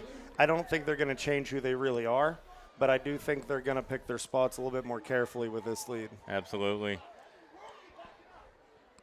Under 10 to go in the third quarter on a running clock.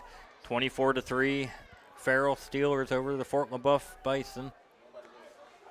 Although if they keep running for these short 3-4 yard gains and keep getting first downs, it's going to be a long second half. Yep. Pegues takes a snap, handoff to Johnson, and he gets stopped at the line of scrimmage. Falls forward for about 2. Black was on the tackle, and Ethan Horn, number 70. That was a very good tackle. He shedded his block, Ethan Horn, and he was able to make that tackle on a very good running back. Another big 3rd down play here for the Fort Leboeuf Bison.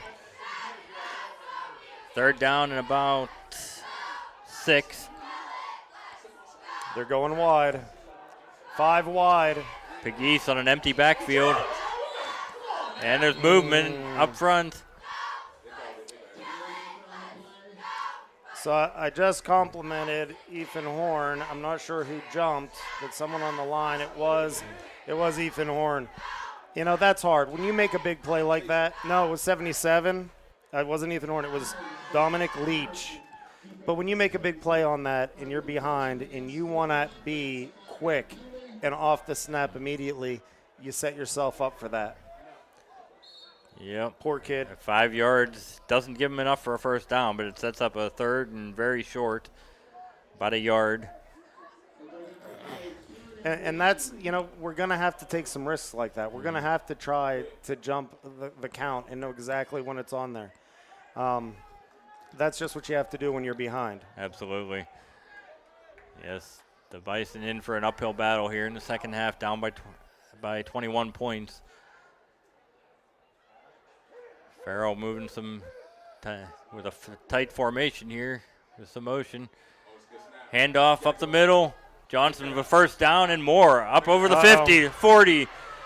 Breaks the tackle, 30, 25, 20. Still on his feet. Makes a move.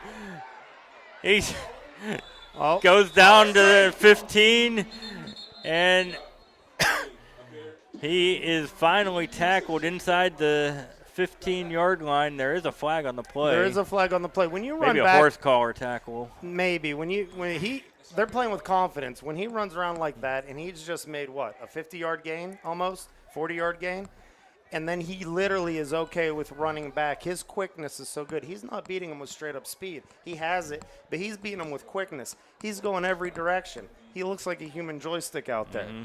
He looks like a human joystick. It looks like they're playing Madden. Yep. And he's a 99, and they're playing one of the World League teams. Remember those? The Galaxy? Absolutely. It doesn't look like it's a fair match. For all those old Madden players out there back in 2003, you understand what I'm talking about.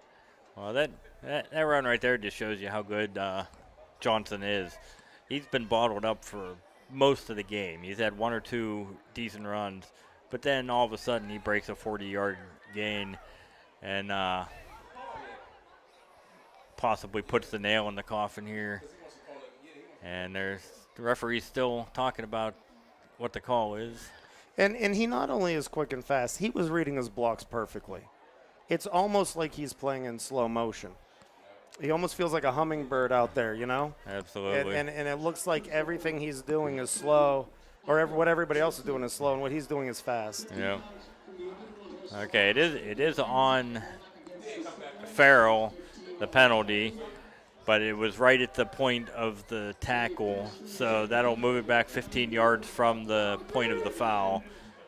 So that'll still set them up for the 1st and 10, but back at the 35-yard line.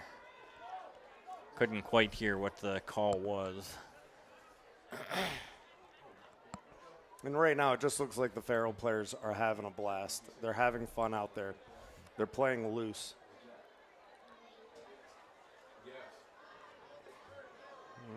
The refs went over to talk to 3rd down. Okay, they had it at 1st down. They switched to 3rd. I'm not sure. It's got to be a 1st down because the play started back on the other side of the 50. Yeah, there's confusion here. So he had the 1st down. As much as I would like it to be 3rd down, Yeah. that doesn't seem like the right call. Even beyond the 35 is where he needed to go for the 1st down. So even at the 35, he has the 1st down, I believe. Well, maybe it's where the penalty was. I'm not sure. Maybe the penalty was, but he was already at a 1st down there. That's what I mean. So even where they mark it at the 35, the play started back around midfield. So he still would have had the 1st down, even starting the next play at the 35. Now, this pause does give Fort Leboeuf a chance to catch their wind. And so this might actually come to our advantage. Absolutely. This might be able to get their steam back a little bit and make a splash play. You remember the Super Bowl when the Harbaughs played each other and you had the lights go out at halftime? Yeah. And it gave the 49ers a chance? Exactly. Now, I don't think it's anything like that, but we might be able to get some positive. Remember, at halftime, we're looking for positive plays. We're looking for something to hang our hat on going into next week. Absolutely. And they did change it to a 1st down. So it is 1st and 10 at the 35-yard line. Took a while, but the referees did get the right call. As Pegues takes the snap, delayed handoff, and Johnson fumbled the ball, and he is able to fall back on it. That could have been a big play for the Bison if they would have been able to recover that one. And that's what I'm talking about. They have fumbled several times the snaps. They have made their mistakes, but the ball has bounced right back to them. It has gone to the feet of their halfback. It has gone in and out of the quarterback's hands several times. Some of the handoffs have not been great, but the ball's bouncing right back to them. Absolutely. And when you have that kind of luck on top of this kind of talent, that's hard to beat. Yes, it is. What do they always say? Luck, labor under correct knowledge, right? They're getting lucky, but it's probably because they're doing a lot of things right. Absolutely. Loss of 6 on that play. 2nd and 16. Pegues back to pass. He's going deep. Down on the right sideline. Caught by Kane. Makes a move. Makes a couple men miss. And he is inside the 10-yard line. Uh-oh. And Kane he's slowed getting up. Man, he had that sideline. It looked like he literally slowed down like he was going to go out of bounds and then snapped right back into the field. With the score being what it is and him having something going on, not sure what it is, and I don't want to speculate, we might have seen him for the end of the game. Like, we're not going to see him again. Absolutely. There's no reason to risk that. And he is up. So he's walking off the field under some help from his coaches and trainer. But that is a good sign that he is able to put some pressure on that leg. Yeah, hopefully it's nothing too serious and he can be back by next week. But back to the game. That play got the Steelers inside the 10-yard line. We're going to have 1st and goal at the 9 as Farrell tries to extend this 24-3 lead. more than halfway through the third quarter with 7:03 to play, or almost halfway through the third quarter with 7:03 to play. Steelers come back out after the injury timeout. And Pegues lined up in the shotgun. Takes the handoff to Johnson. Tries to get around the right side. And he's stopped for a very short gain, about a 1 yard gain. Actually, a loss of a yard back to the 10. Aiden Strutchin, man, he dug deep on that one and he went hard. And after he made that tackle, he was fired up. And that's what I'm talking about. You want to see who your leaders are. They're going to push through even when the game seems out of reach, because that does make a difference going into the next week. Absolutely. 2nd down and 10 here. 2nd down and goal with that 10. Farrell with their usual backfield of Pegues and Johnson. Pegues back to pass all day long. He's wide open in the end zone and just out of his reach. Yeah, they almost added 6. That was almost like the receiver just thought he was there enough. He didn't have to go any further. Looked like the quarterback was going to throw where he was going to be, not where he was, and it was just a miscommunication. Yep, that was number 9, DeMarcane, as the intended receiver there. And he's a large receiver. He's a big target. 3rd down and goal with the 10. Pegues waiting for the snap. Takes the snap, back to pass. Once again, has time to throw it wide open in the end zone, but he overthrows him out of bounds. Yeah, he threw that to like the middle of the end zone, out of bounds on the left side.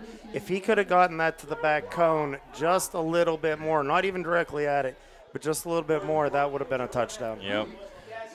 And it looks like they're going to attempt a field goal here, which it'll be a 27-yard field goal attempt.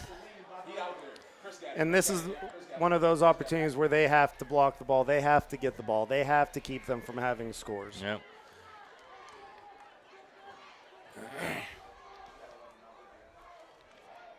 Got number 12, Sonny Puga, as the holder. The hold is down, the kick is up, and it is good. And that extends the Farrell Steeler lead to 27-3 with 6 minutes and 9 seconds remaining here in the third quarter. And we will take a break for a word from our sponsors. Fort Leboeuf football coverage on the Sunny 105.7 Corry Federal Credit Union Sports Stream is brought to you by Jim Brozell Construction at 9298 Peach Street in Waterford. Phone 814-866-2075. Wise Physical Therapy and Sports Medicine in Waterford. Online at wisept.com. Al's Appliance Sales and Service at 110 High Street in Waterford. Phone 814-796-4007.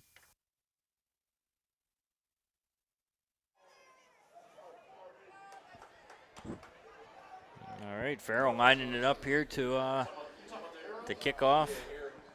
27-3. Now, I'm curious if they're going to have the same strategy and kick it to the up men instead of going back to our returners.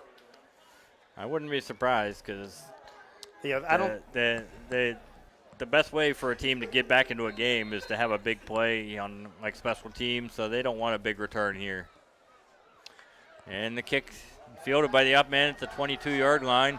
He's up over the 30 to the 35, and he is smacked down. That was number 0, Brady Black. And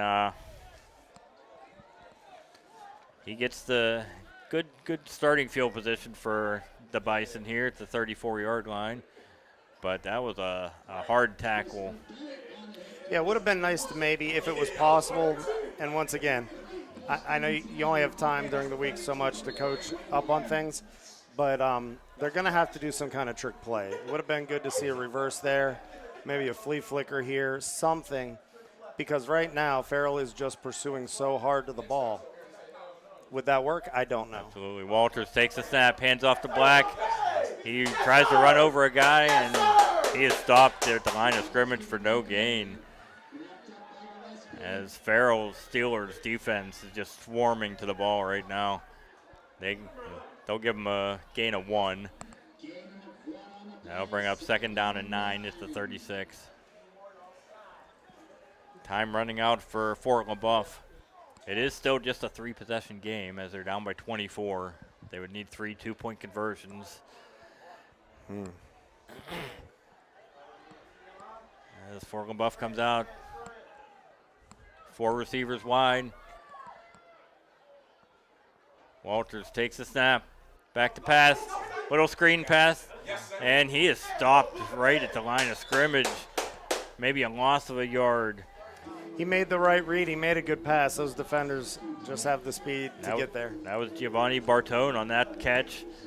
They will give him back to the line of scrimmage. So 3rd and 9 at the 36.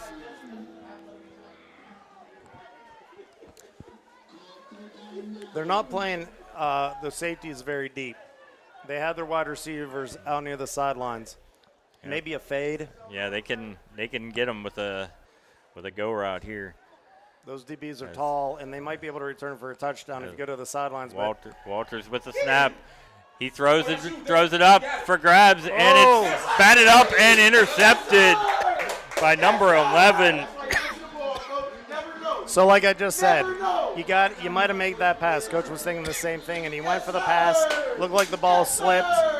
2 of the Farrell players ran into each other going for the pick, and it bounced right to another Farrell player. Yep, that was Deontay Gillespie that was the one who pulled in the pass as the Farrell Steelers take over on downs.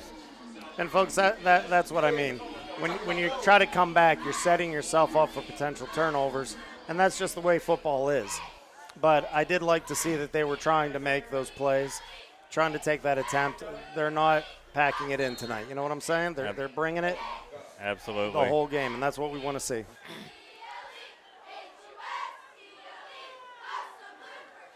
Pegues still back there at quarterback. Johnson flanks him to the right.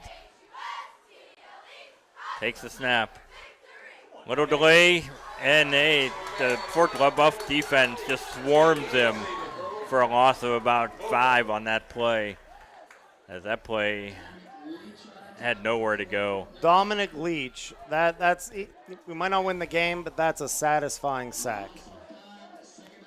Absolutely. If you can't win the war, try to win some of the battles. That was a very good play by Dominic Leach. That was an option by Pegues. He faked the handoff, and he decided to keep the ball himself, but he had nowhere to run on that one. And, as fast as Farrell is and as strong as Fort Leboeuf is, the game is always won in the trenches. Absolutely. As we're getting ready, 2nd down and 5. And there's a whistle. There's a penalty.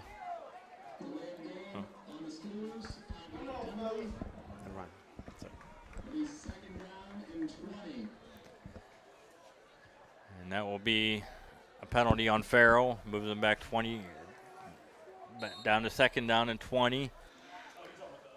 Farrell leading 27-3, 3:31 to go in the 3rd quarter. Pegues, here's a screen pass. He's got one man to beat. He beats him, and he is swarmed under at the 47-yard line. It's going to be close to the original line of scrimmage. And that was a gang tackle. That just shows the Fort Leboeuf isn't stopping. They're all showing up. They're all trying to make these tackles. They're playing like the score is 0-0. That was a beautiful thing to see. That sets up a 3rd and 11 at their own 48-yard line.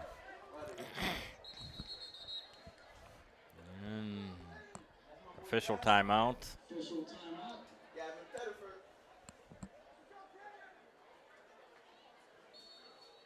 And now they're winding the clock. Clock under 3 minutes to go here in the 3rd quarter. Farrell holding on to the 24-point lead, 27-3. Pegues in the backfield, takes the snap, back to pass, all day long to throw it. He throws it on the left sideline.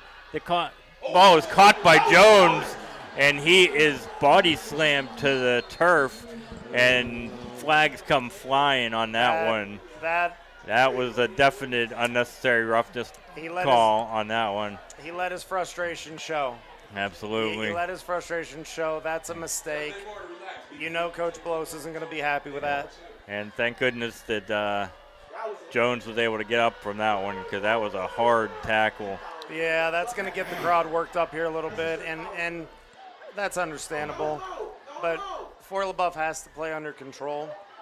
That's not going to make the game any different if you get too aggressive. Understand they're teenagers. Absolutely. They're playing hard. They're they're learning to manage disappointment just like the rest of us. But you really don't want to do that as a team when you're losing. Yep. The referees are talking about it. Especially when it's been such a respectful game up to this point. Yeah, I don't see how they're not. They're still calling the penalty. 15 yards up to the 25. Well, there might be some extra laps ran at practice on Monday. Yep. That will set Farrell up for a 1st and 10 at the 25. Well, and now what you might set up is that Farrell's probably now going to try to score, and I wouldn't blame them. They're probably going to try to run the score up, or are they going to be humble and just drain the clock? Either way, they're probably justified. Well, you still got to play your game. It's still 14 minutes left in the game, so they're still going to play their game. Back to Pat. And handoff to Johnson.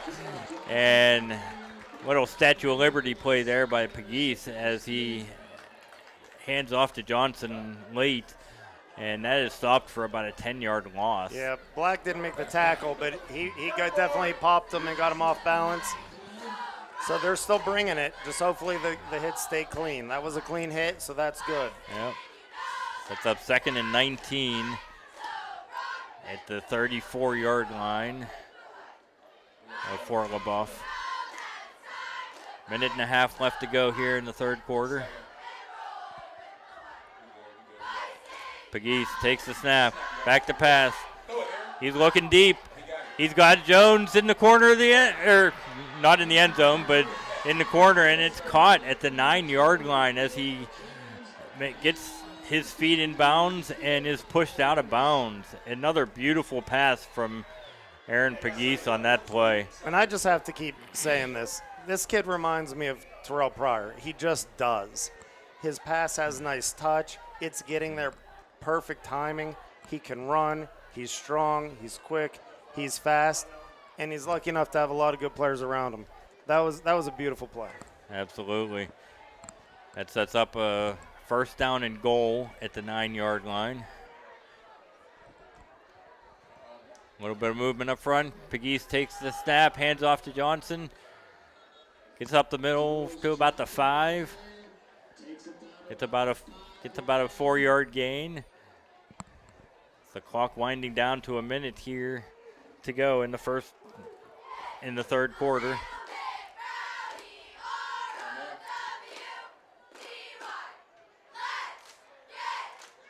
Steelers getting ready for the snap.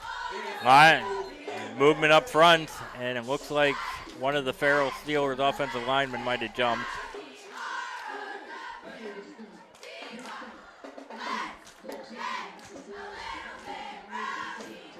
Farrell's had some costly penalties, but in the grand scheme of things, it hasn't hurt them too much today. No, this isn't a normal type of game where you have so many mistakes, but you're still up by so much. And that's to be attributed to their talent. Absolutely. Pegues in the shotgun. Takes a snap. Handoff up the middle. Johnson slipped down inside the 5. Looks like he just lost his footing on his own on that one as he gets the ball down to about the they're marking it at the 6. So we'll have a 3rd down and goal at the 6. And that it looks like they're going to try to get one more play off here before the end of the quarter. 10 seconds remaining. Pegues with the snap. Hands off up the middle. Johnson keeping his legs running down inside the 5, down to about the 1 or 2 yard line. And that will bring us to the end of the third quarter, where we have the Farrell Steelers, who are driving, leading the Fort Leboeuf Bulldogs 27-3. And we will pause for a word from our sponsors. Support for Fort Leboeuf Bison football play-by-play on the sunny 105.7 Sports Stream is provided in part by the Corry Federal Credit Union. The Corry Federal Credit Union would like to wish the Bison the best of luck this season. The Corry Federal Credit Union has been serving the community since 1958. They offer a wide range of financial and banking services for you or your business. The Corry Federal Credit Union is located at 728 Worth Street in Corry, 56 North Main Street, Union City, 315 Main Street in Spartansburg, and online at corryfcu.org. The sunny 105.7 Sports Stream thanks the Corry Federal Credit Union, a not-for-profit organization, for their support of Bison football play-by-play. Support for this broadcast is provided by Family Ink Innovations, specializing in screen printing, banners, yard signs, and much more. Located at 319 High Street in Waterford and 104 West Smith Street in Corry, and online at FamilyInkInnovations.com. Phone 814-462-6628. The sunny 105.7 Sports Stream thanks Family Ink Innovations for their support.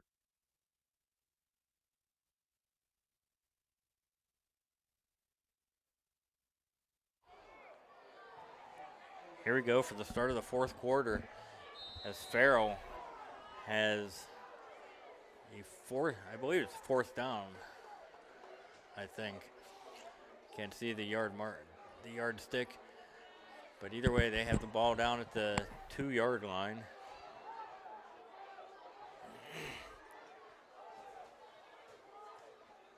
A direct snap to Johnson. He's up the middle. He's trying for the end zone, and he got awfully close, and he is stopped. They stopped him inside the 1-yard line.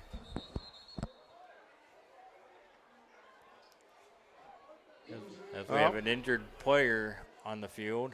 Okay. We'll take this time to hear a word from our sponsor.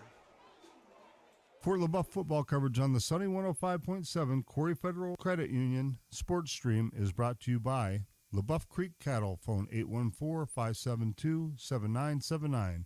Waterford Beverage at 12001 Peach Street, phone 814-796-2507. Wagon Wheel Bar and Grill at 12711 Route 19 in Waterford, phone 814-796-2017.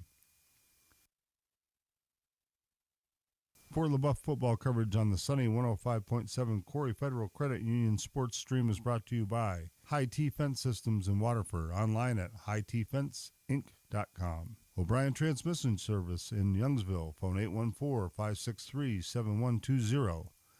J.H. Napa Auto Parts in Corry, Union City, and Waterford, online at napaonline.com.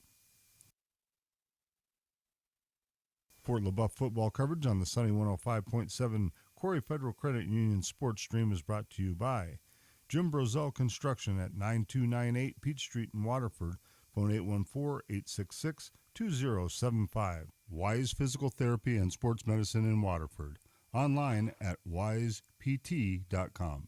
Al's Appliance Sales and Service at 110 High Street in Waterford, phone 814-796-4007. All right, we are back, and the injured player was Brady Black. He did get up off the field and got off the field under his own power. Well, he's been in a lot of plays that have been high, intense contact. So it's understandable why he was down for a few minutes. And that last play was fourth down for Farrell, so Fort Leboeuf takes over inside their own 1-yard line, down by 24 with 11:51 to go here in the ball game. I think it would go a long way if they could drive down the field 99 yards. Yep, Walters takes the snap, hands off. Sadowski breaks a tackle up over the 15 to the 20. And that is what they needed to get out of the shadow of their own goalpost there, as Sadowski with a 18-yard run up to the 19. I got to tell you, man, the coach has these guys playing with heart. They're not quitting. And they're going no huddle, trying to get a quick score here. Walters, handoff again to Sadowski. Around the right side, breaks in a couple more tackles, gets upended at the 30-yard line. And here goes that blunt force trauma I talked about on the right side. That line is winning, and right now that's the best thing they have. They just need to pound the rock on the right side. Throw that right hook over and over and over again. And that was another first down for the Bison. Ball's marked at the 30-yard line, 1st and 10. A whistle on the field. Because it's these kind of games, if you ever have a chance now, I don't know if they're going to see Farrell again by the end of the season, but it's these kind of games where you might be losing that you still need to play at your best, and you, as a coach, you got to look for where might be the chink in the armor. Where's the crack in the armor? And then you got to be able to have a game plan if you ever see Farrell again. Absolutely. All right, we're getting the back score to action. is 27-3 in the third quarter with 11 minutes on the clock. Takes the snap, handoff, Black gets up to the 35, struggling. The ball was ripped out. And that might have been forward progress. They're I gonna, think I heard a whistle go. Yep, they're going to call forward progress, but that ball was definitely ripped out. Yeah. As the Farrell defense Forward is progress. Swarming all over here. But in the end, it is a gain of 5. Nice to see Black back in the ball game, so he is not injured too badly from that last series on defense. I think he was just plain tired, and that's understandable. Absolutely. 2nd down and 5 here, their own 35-yard line. And they keep throwing the right hook, going to the right side, using those linemen. Walters takes a snap, low snap, fakes a handoff up the middle. He's going to gain about 2 or 3. Gets up to about the 37. He's going to set up a 3rd and very short. All right, trying to change it up a little bit. But I could easily see them coming right back to throwing the right hook. Got a 3rd down and 2 here. This is going to mean a lot for them if they're able to move the ball down the field on this drive. 4 down territory here as they're down by 24 points, 27-3. Walters with the snap. He's going to take it himself up the middle. 1st down across the 40. 75 got rolled up on. He's taking a minute to get up. He looks like he's okay. Yeah, he does. But Owen Dwyer. But that will move the chains again as we have another 1st down. This drive started inside their own 1-yard line. They're already up to their own 40 as Fort Leboeuf tries to make the score respectable here. 9:32 to go in this ball game. They're in shotgun. Walters back to pass. He pump fake. He's going to go deep. And that ball falls well short of the intended receiver. I see somebody holding their arm. It's 75. I don't know if that started bothering him after he got rolled up on or if it was on that play. But the ball slipped right out of the quarterback's hand. It almost looked like he was throwing a sidearm like a pitcher, and he just didn't have his fingers over the top of the ball, and it just fluttered. Exactly. Neither the receiver nor the defender could react quick enough to come back for it. 2nd down and 10. Walters takes a snap. Fake handoff, slant to Vamaro, and he would have had a lot of running room if he was able to connect with that one. Just a little bit too tall for him. Yeah, I wish we had replay on that. I was wondering if a lineman had his arms up and was forcing that up high. Yeah, but that was, he basically had one man to beat if he would have caught that, and he would have been off to the races. So right now it's 27-3. in the third quarter with 9 minutes left. The Bison are driving down the field, and really the plays that have worked have been running to the right side. The shotgun is not, but they are in shotgun formation again. Walters. Man in motion. There's a whistle.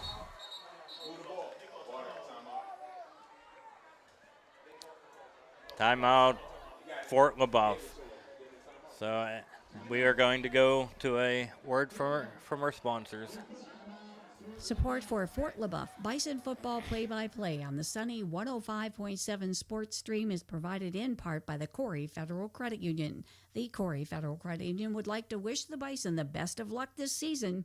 The Corry Federal Credit Union has been serving the community since 1958. They offer a wide range of financial and banking services for you or your business. The Corry Federal Credit Union is located at 728 Worth Street in Corry, 56 North Main Street, Union City, 315 Main Street in Spartansburg, and online at corryfcu.org. The sunny 105.7 Sports Stream thanks the Corry Federal Credit Union, a not-for-profit organization, for their support of Bison football play-by-play. Fort Leboeuf football coverage on the sunny 105.7 Corry Federal Credit Union Sports Stream is brought to you by Jim Brozell Construction at 9298 Peach Street in Waterford. Phone 814-866-2075. Wise Physical Therapy and Sports Medicine in Waterford. Online at wisept.com. Al's Appliance Sales and Service at 110 High Street in Waterford. Phone 814-796-4007. All right, we're back to action here. 3rd and 10. The 40-yard line for the Bison. He rolls out to their left. He pitches it. Oh, and he gets cut down. Sadowski takes the pitch, and he was... The Fairview player is down, Yes. and he is in pain. That was a heck of a tackle, and as soon as that play was over, they blew the whistle and called for timeout. And obviously you can't speculate what the injury is, but his shoulder went right into his upper leg, and he was in an action position. So he wasn't going to take the hit from the defender. The defender was also giving up some weight. But we're going to go ahead to a sponsor, and we will let you know how things are going when we come back. Support for Fort Leboeuf Bison football play-by-play on the sunny 105.7 Sports Stream is provided in part by the Corry Federal Credit Union. The Corry Federal Credit Union would like to wish the Bison the best of luck this season. The Corry Federal Credit Union has been serving the community since 1958. They offer a wide range of financial and banking services for you or your business. The Corry Federal Credit Union is located at 728 Worth Street in Corry, 56 North Main Street, Union City, 315 Main Street in Spartansburg, and online at corryfcu.org. The sunny 105.7 Sports Stream thanks the Corry Federal Credit Union, a not-for-profit organization, for their support of Bison football play-by-play. Okay. I'm really glad to see that he was able to get up so quick. They just hit and stopped, both of them, so instantly. And when you're going in with your shoulder like that and around the head area, you do worry. Absolutely. 4th down for Fort Leboeuf, and they are going to line up in punt formation.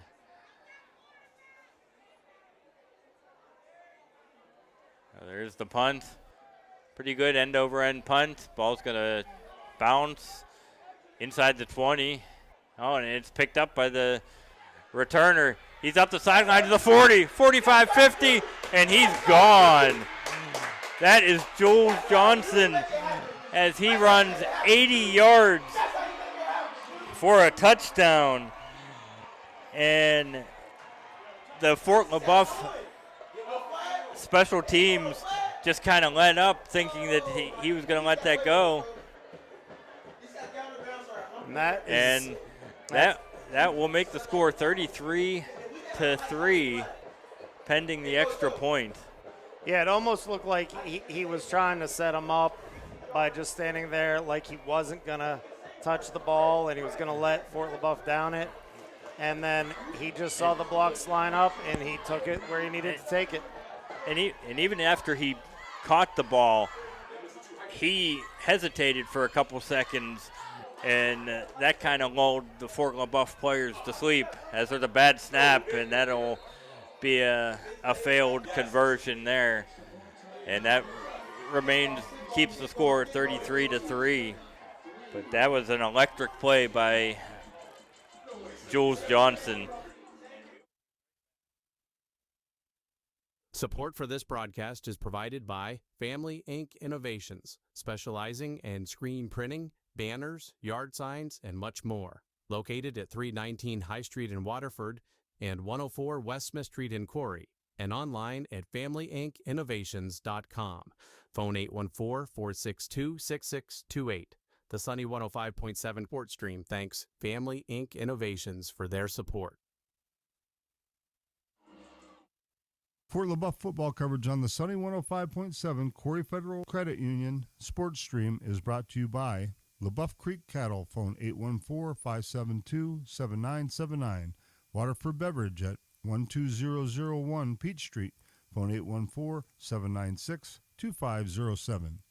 Wagon Wheel Bar and Grill at 12711 Route 19 in Waterford, phone 814-796-2017.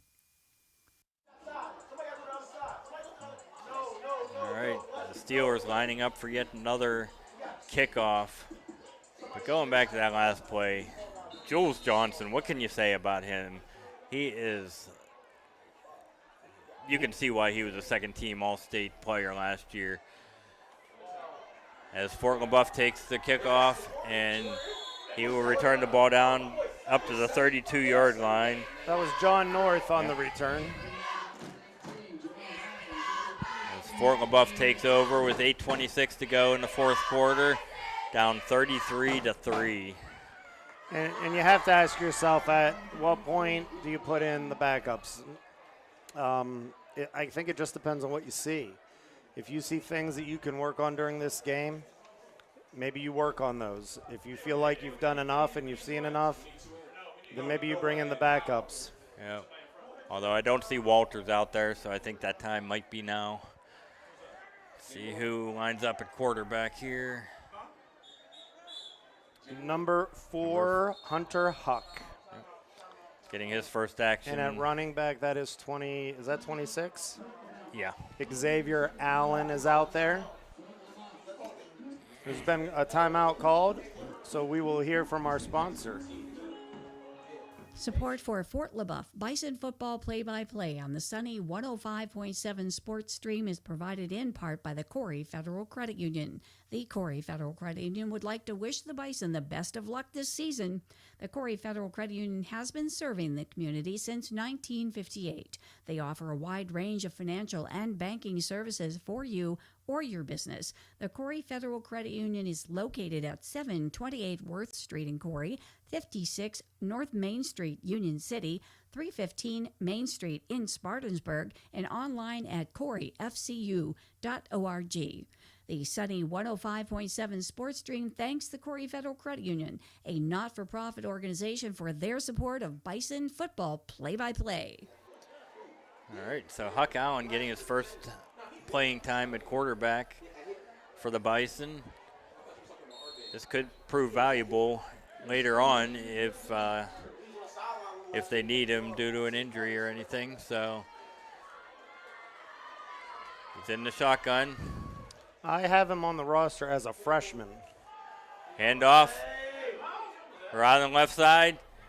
He sidesteps the tackler. That's number 23, Giovanni Bartone, as he gains a yard on the end around. That'll set up 2nd down and 9. Well, and that's one opportunity you have in this type of game, is you get to see what the future has and see what you have talent-wise with the underclassmen. Absolutely. And Hunter Huck, he looks the part. He's tall, a little on the lanky side, but I'm sure he'll fill out as he goes through high school. But he looks like he knows what he's doing out there. Huck takes the snap. Fakes the handoff. He's going to keep it himself. And he gets up to about the 40-yard line. Nice little gain there. As we'll give him about a 5-yard gain up to the 39. They're going to mark it. That brings up a 3rd down and 5. 7:18 to go here, 4th quarter. 33-3, Farrell over Fort Leboeuf.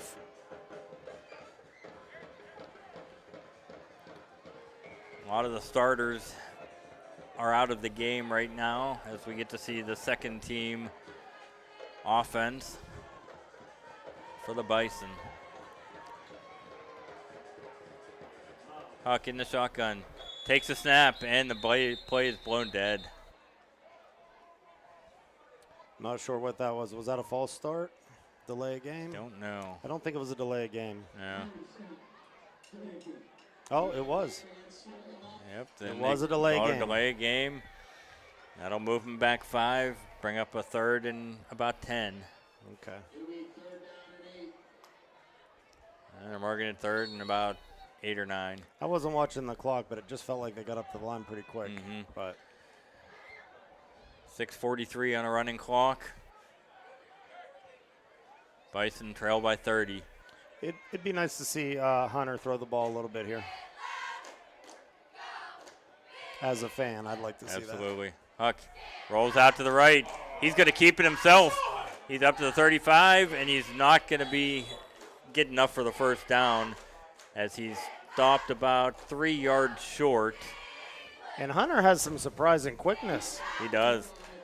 That's going to bring up 4th down. Let's see if they go for it here. He hits top speed pretty quick.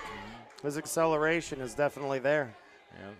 And they looks like they're bringing out the punting unit as Lucas Kantz is going to line up in punt formation. We know what happened last time he punted the ball, so. And it's number 9 back there for Farrell. Yeah, at 30. Damar Kane. At 33-6, I think they're just going to try to get out of here. And he drops the snap. He still gets the kick away. Good job by Lance. And the ball takes a Farrell bounce. Why not? Everything else has gone right for Farrell, so. No, I think Kant's made a good choice there. You don't want to get hurt, so he just tried to get the ball away with a short little quick kick after the fumble. And that's the right move. Right now, you just want to get out of here without any injuries. Absolutely. And get back to the drawing board next week. And especially this being a non-region game, you don't want to – you want to be completely healthy going into region play. So, yeah, just to give a little update on what we have to look forward to, we'll be playing Corry next week at home. And Corry was playing a good game. We'll be able to cover those scores here in a minute. Then we play Northeast and then Grove City in 3 home games in a row.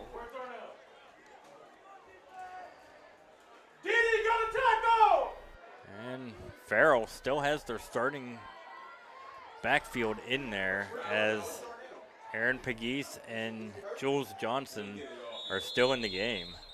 That kind of surprises me a little bit there.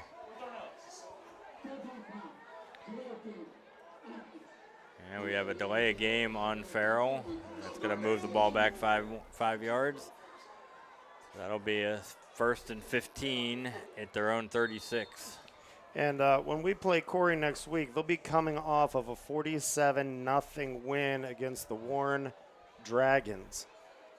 But just like we scored a lot of points last week and it didn't necessarily translate to points this week, hopefully the same thing. And off to Johnson, and he's got another shot over midfield to the 40, down to the 35. All right, and they're still leaving their starters in. And Johnson has really picked it up here in the second half. So hopefully Corry, that 47 points isn't indicative of what we'll be seeing next week.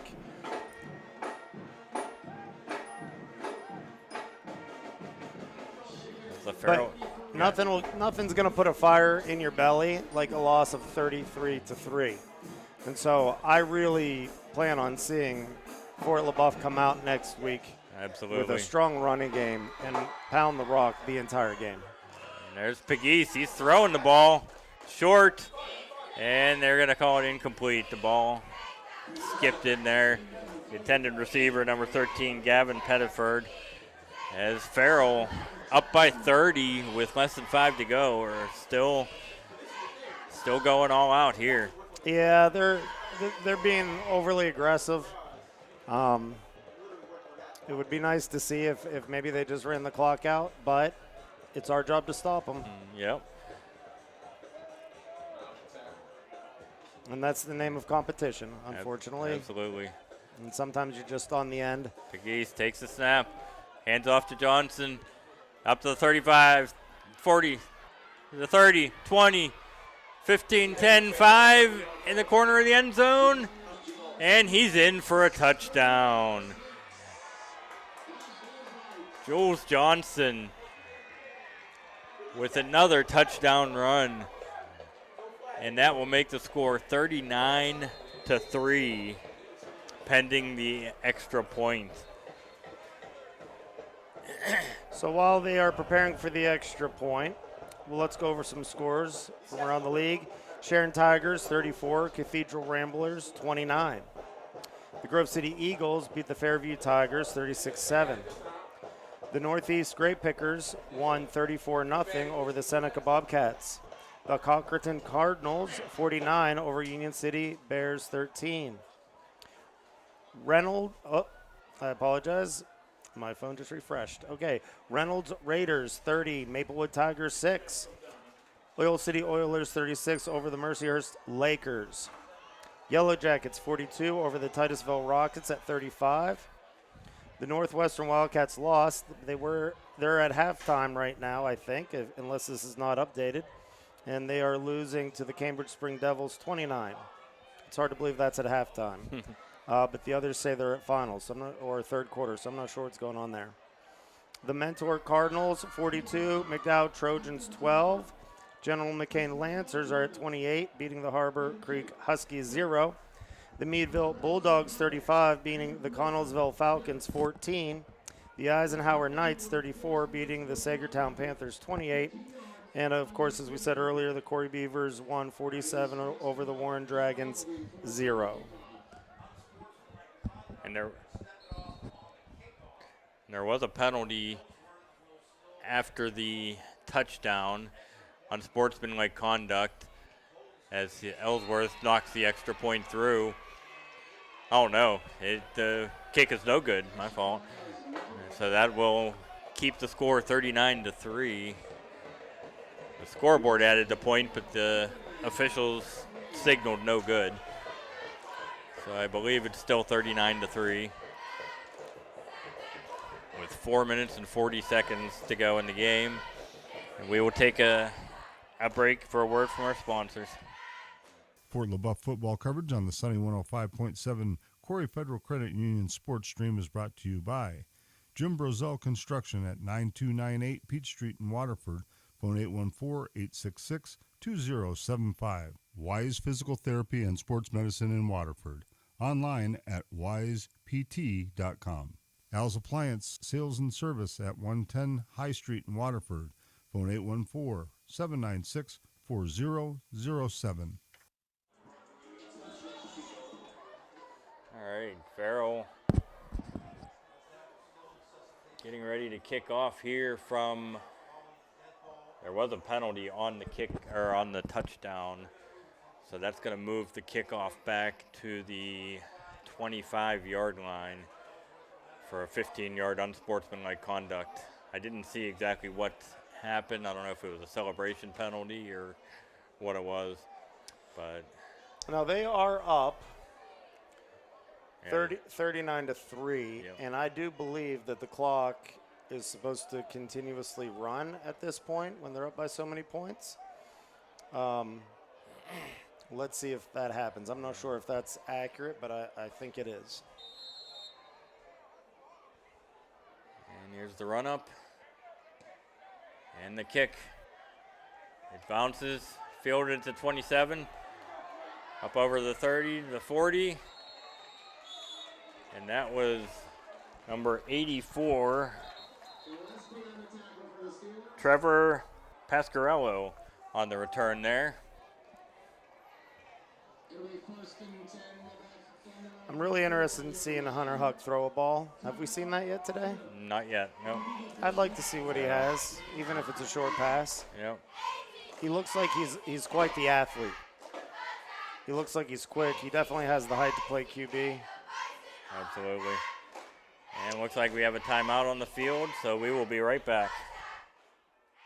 Support for Fort Leboeuf Bison football play-by-play on the sunny 105.7 Sports Stream is provided in part by the Corry Federal Credit Union. The Corry Federal Credit Union would like to wish the Bison the best of luck this season. The Corry Federal Credit Union has been serving the community since 1958. They offer a wide range of financial and banking services for you or your business. The Corry Federal Credit Union is located at 728 Worth Street in Corry, 56 North Main Street, Union City, 315 Main Street in Spartansburg, and online at corryfcu.org.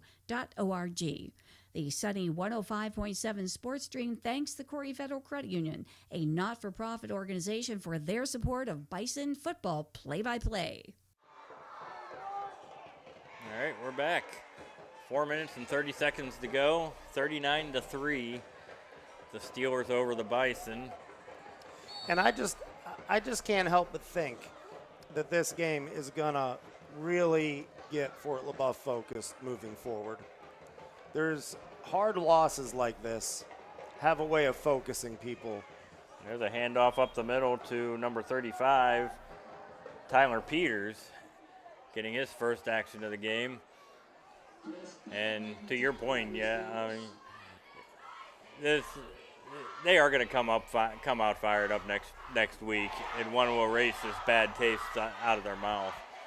So yeah, as hard as this game's been, they fought hard, but I just don't see the energy. The sidelines, they're not hanging their heads. They're not moping around. They're standing there, chest out. So all the players on the sidelines are paying attention, even when they have the second string in. Huck is going to take it himself. Not much there as he's wrapped up in the backfield for maybe a loss of 2 or 3. And when you have that kind of character, this type of thing can bring teams together. And I just think that Coach Blos and his staff is going to be able to do that. And I can't emphasize enough how good of a team Farrell is. They, even though they're a class below Fort Leboeuf, they have one of the better teams in the state. So there's absolutely no shame in losing to a team like Farrell. No, and you grew up down around these parts, and I grew up in Beaver Falls, and I went to Blackhawk High School where they were great for a long, long time. And Coach Hamilton, I believe, had them going for a really long time. We had Weaver at quarterback. We had Smitty when I went through at running back. And they had their hard losses, but it always seemed to just galvanize them. But the kids down here, like I said earlier, they eat, sleep, and breathe football. It is life. Everything else is just details, as the old advertisement used to say. And absolutely, you're just always going to be in for a hard-fought game when you get closer to Pittsburgh. It's just the way that it is. Absolutely. And like you said, these players are brought up from the time they can walk to play basketball and football. And, you know, I'm sure a lot of these players are also on the basketball team, and they just have some athletes on their roster. They are going to be a formidable foe in AA this year.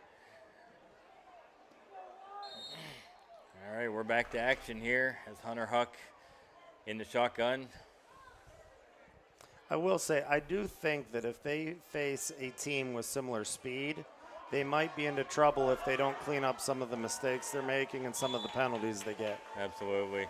And then there's a good chance they're going to face a team like that if they go into the playoffs. Definitely. As Hunter Huck, with a nice run of about 9 yards, gets it up to the midfield. And that'll set up a 4th and 1 with 2.5 minutes remaining on a running clock. 39-3. Farrell leads. See if Fort Leboeuf can pick up a first down and maybe get into scoring position to try to get a little bit of momentum going at the end of this game. as Huck takes the handoff, and he is met in the backfield. That is Tyler Peters, and he will be dropped for a loss. And that's how Fort Leboeuf's offensive night is going to come to an end as they turn the ball over on downs at the 49-yard line. Well, hopefully Farrell at this point goes into victory formation and takes a knee. I'd be surprised if they come back out with their starters again. Did they have their starters out on the last drive? Yeah, they did. Because Johnson was the one that scored the touchdown. So they still had all their starters last drive. I don't see Pegues or Johnson, so it looks like their backups are in for this series. Looks like number 13 is in the game for Farrell. That is Gavin Pettiford. He's been in other positions so far, but he's just in a quarterback as he rolls out. He's looking to throw.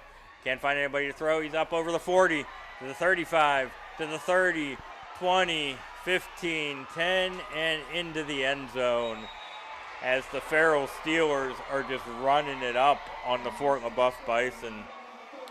Yeah. That makes it 45-3.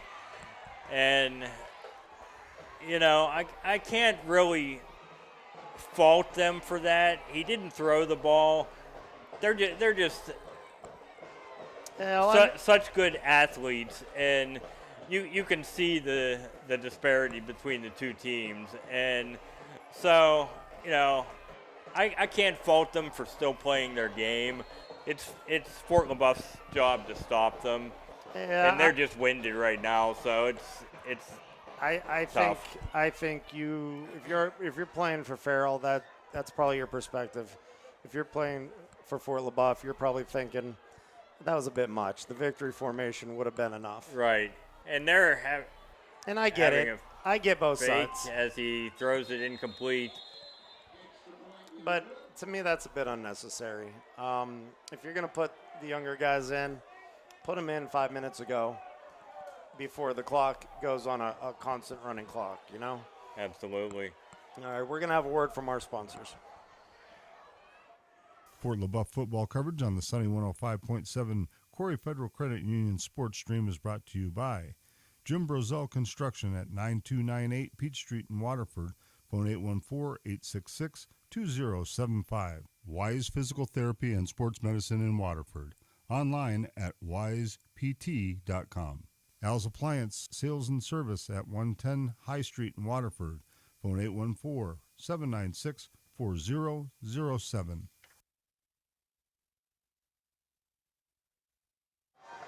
We are back, and Farrell kicking off once again with a 45-3 lead, as they have just not taken their foot off the gas pedal in this game.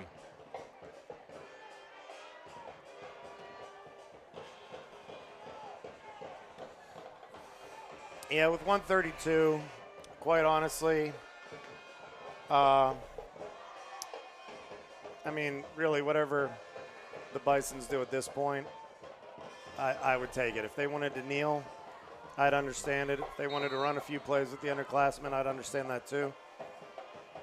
But I think at this point, we just try to get out without any major injuries. Absolute. Here's the kick. It bounces. It's fumbled. Taken at the 8, up over the 15, the 20, and run out of bounds right there at the 20-yard line is number 23, Giovanni Bartone. So we're down to 1:22 to play here. Time for maybe 3 more plays left in the game. I don't know if they're going to do this. I don't know if they should do this, but I am just curious to see how Hunter throws the ball. Yeah, I'd like to see him throw the ball, but I have a feeling they might just keep it on the ground and run out the clock. Yeah, and that's probably the smart decision.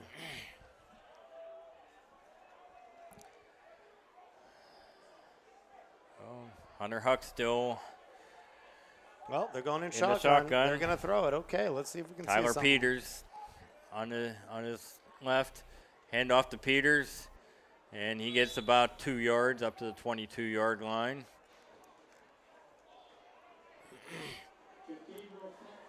Yeah, the whole key now is just to get out of here with all your body parts still intact. As we're down to 39 seconds left, they'll take one more snap, and then that will be the ball game.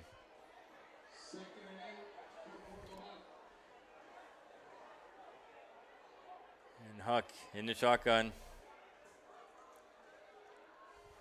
Takes a snap. Handoff up the middle. Peters gets about 4 more yards to add to his night. And that will do it as the clock winds under 10 seconds. And the Farrell Steelers are going to come away from this game with a 45-3 victory over the Fort Leboeuf Bison. Ladies and gentlemen, this game was intense in the first half. The score is not indicative of the effort that the Bisons put in. They really, really played hard the entire game. They stayed focused as a team, and they just had a lot of focus. But unfortunately, sometimes that's not enough. But I know they're going to learn from it, they're going to grow from it, and they're going to come out ready to play next week. Absolutely. And, you know, that fumble late in the first half that really turned the tide in that game. It went from, that was really a 14-point swing as Fort Leboeuf was driving to possibly go in for a score of their own, and they fumble, and Farrell scores on the very next play to go from a 14-3 game to a 21-3 game, and Fort Leboeuf just couldn't recover after that.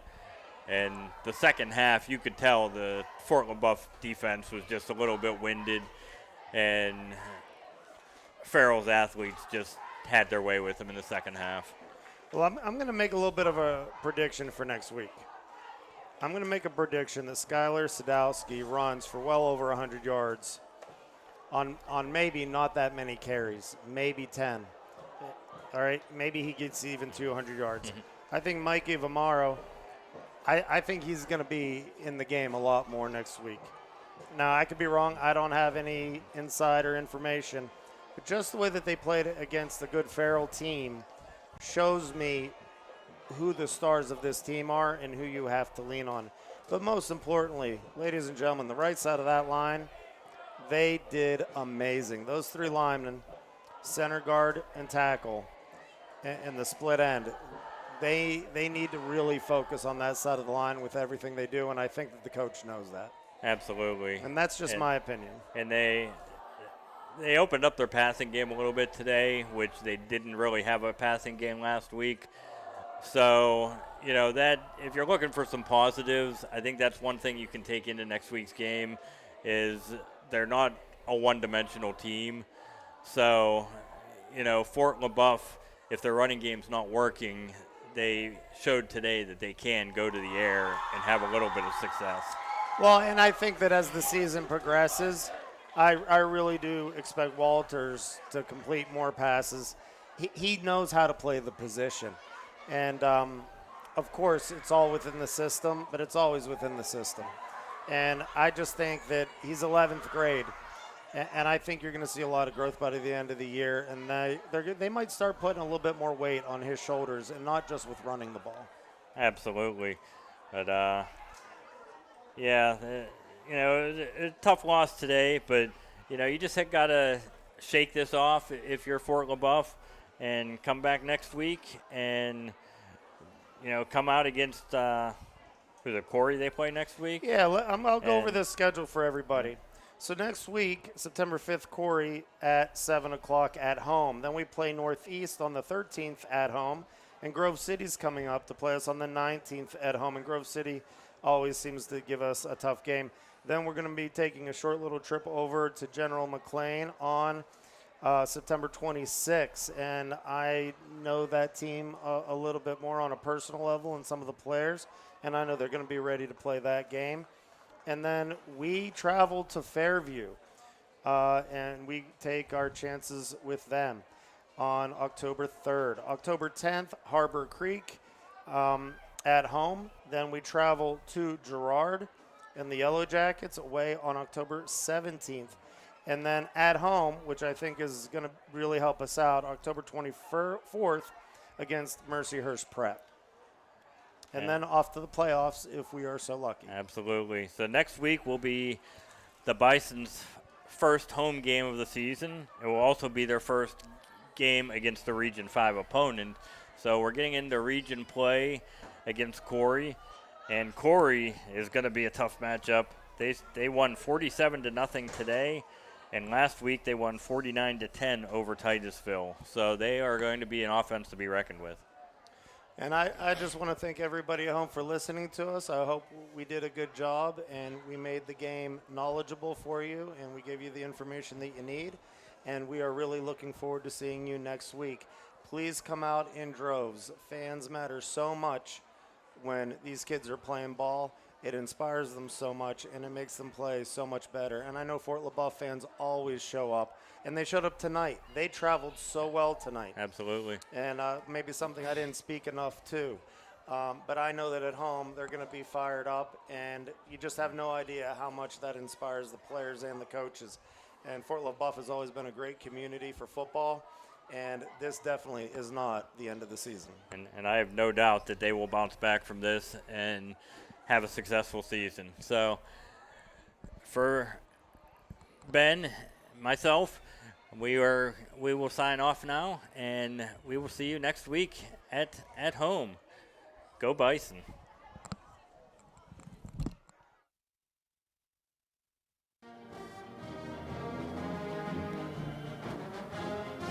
Thanks for tuning in to today's broadcast of Fort Leboeuf Bison football on the Sunny 105.7 Corry Federal Credit Union Sports Stream. Be sure to join us all season at sunny1057fm.org.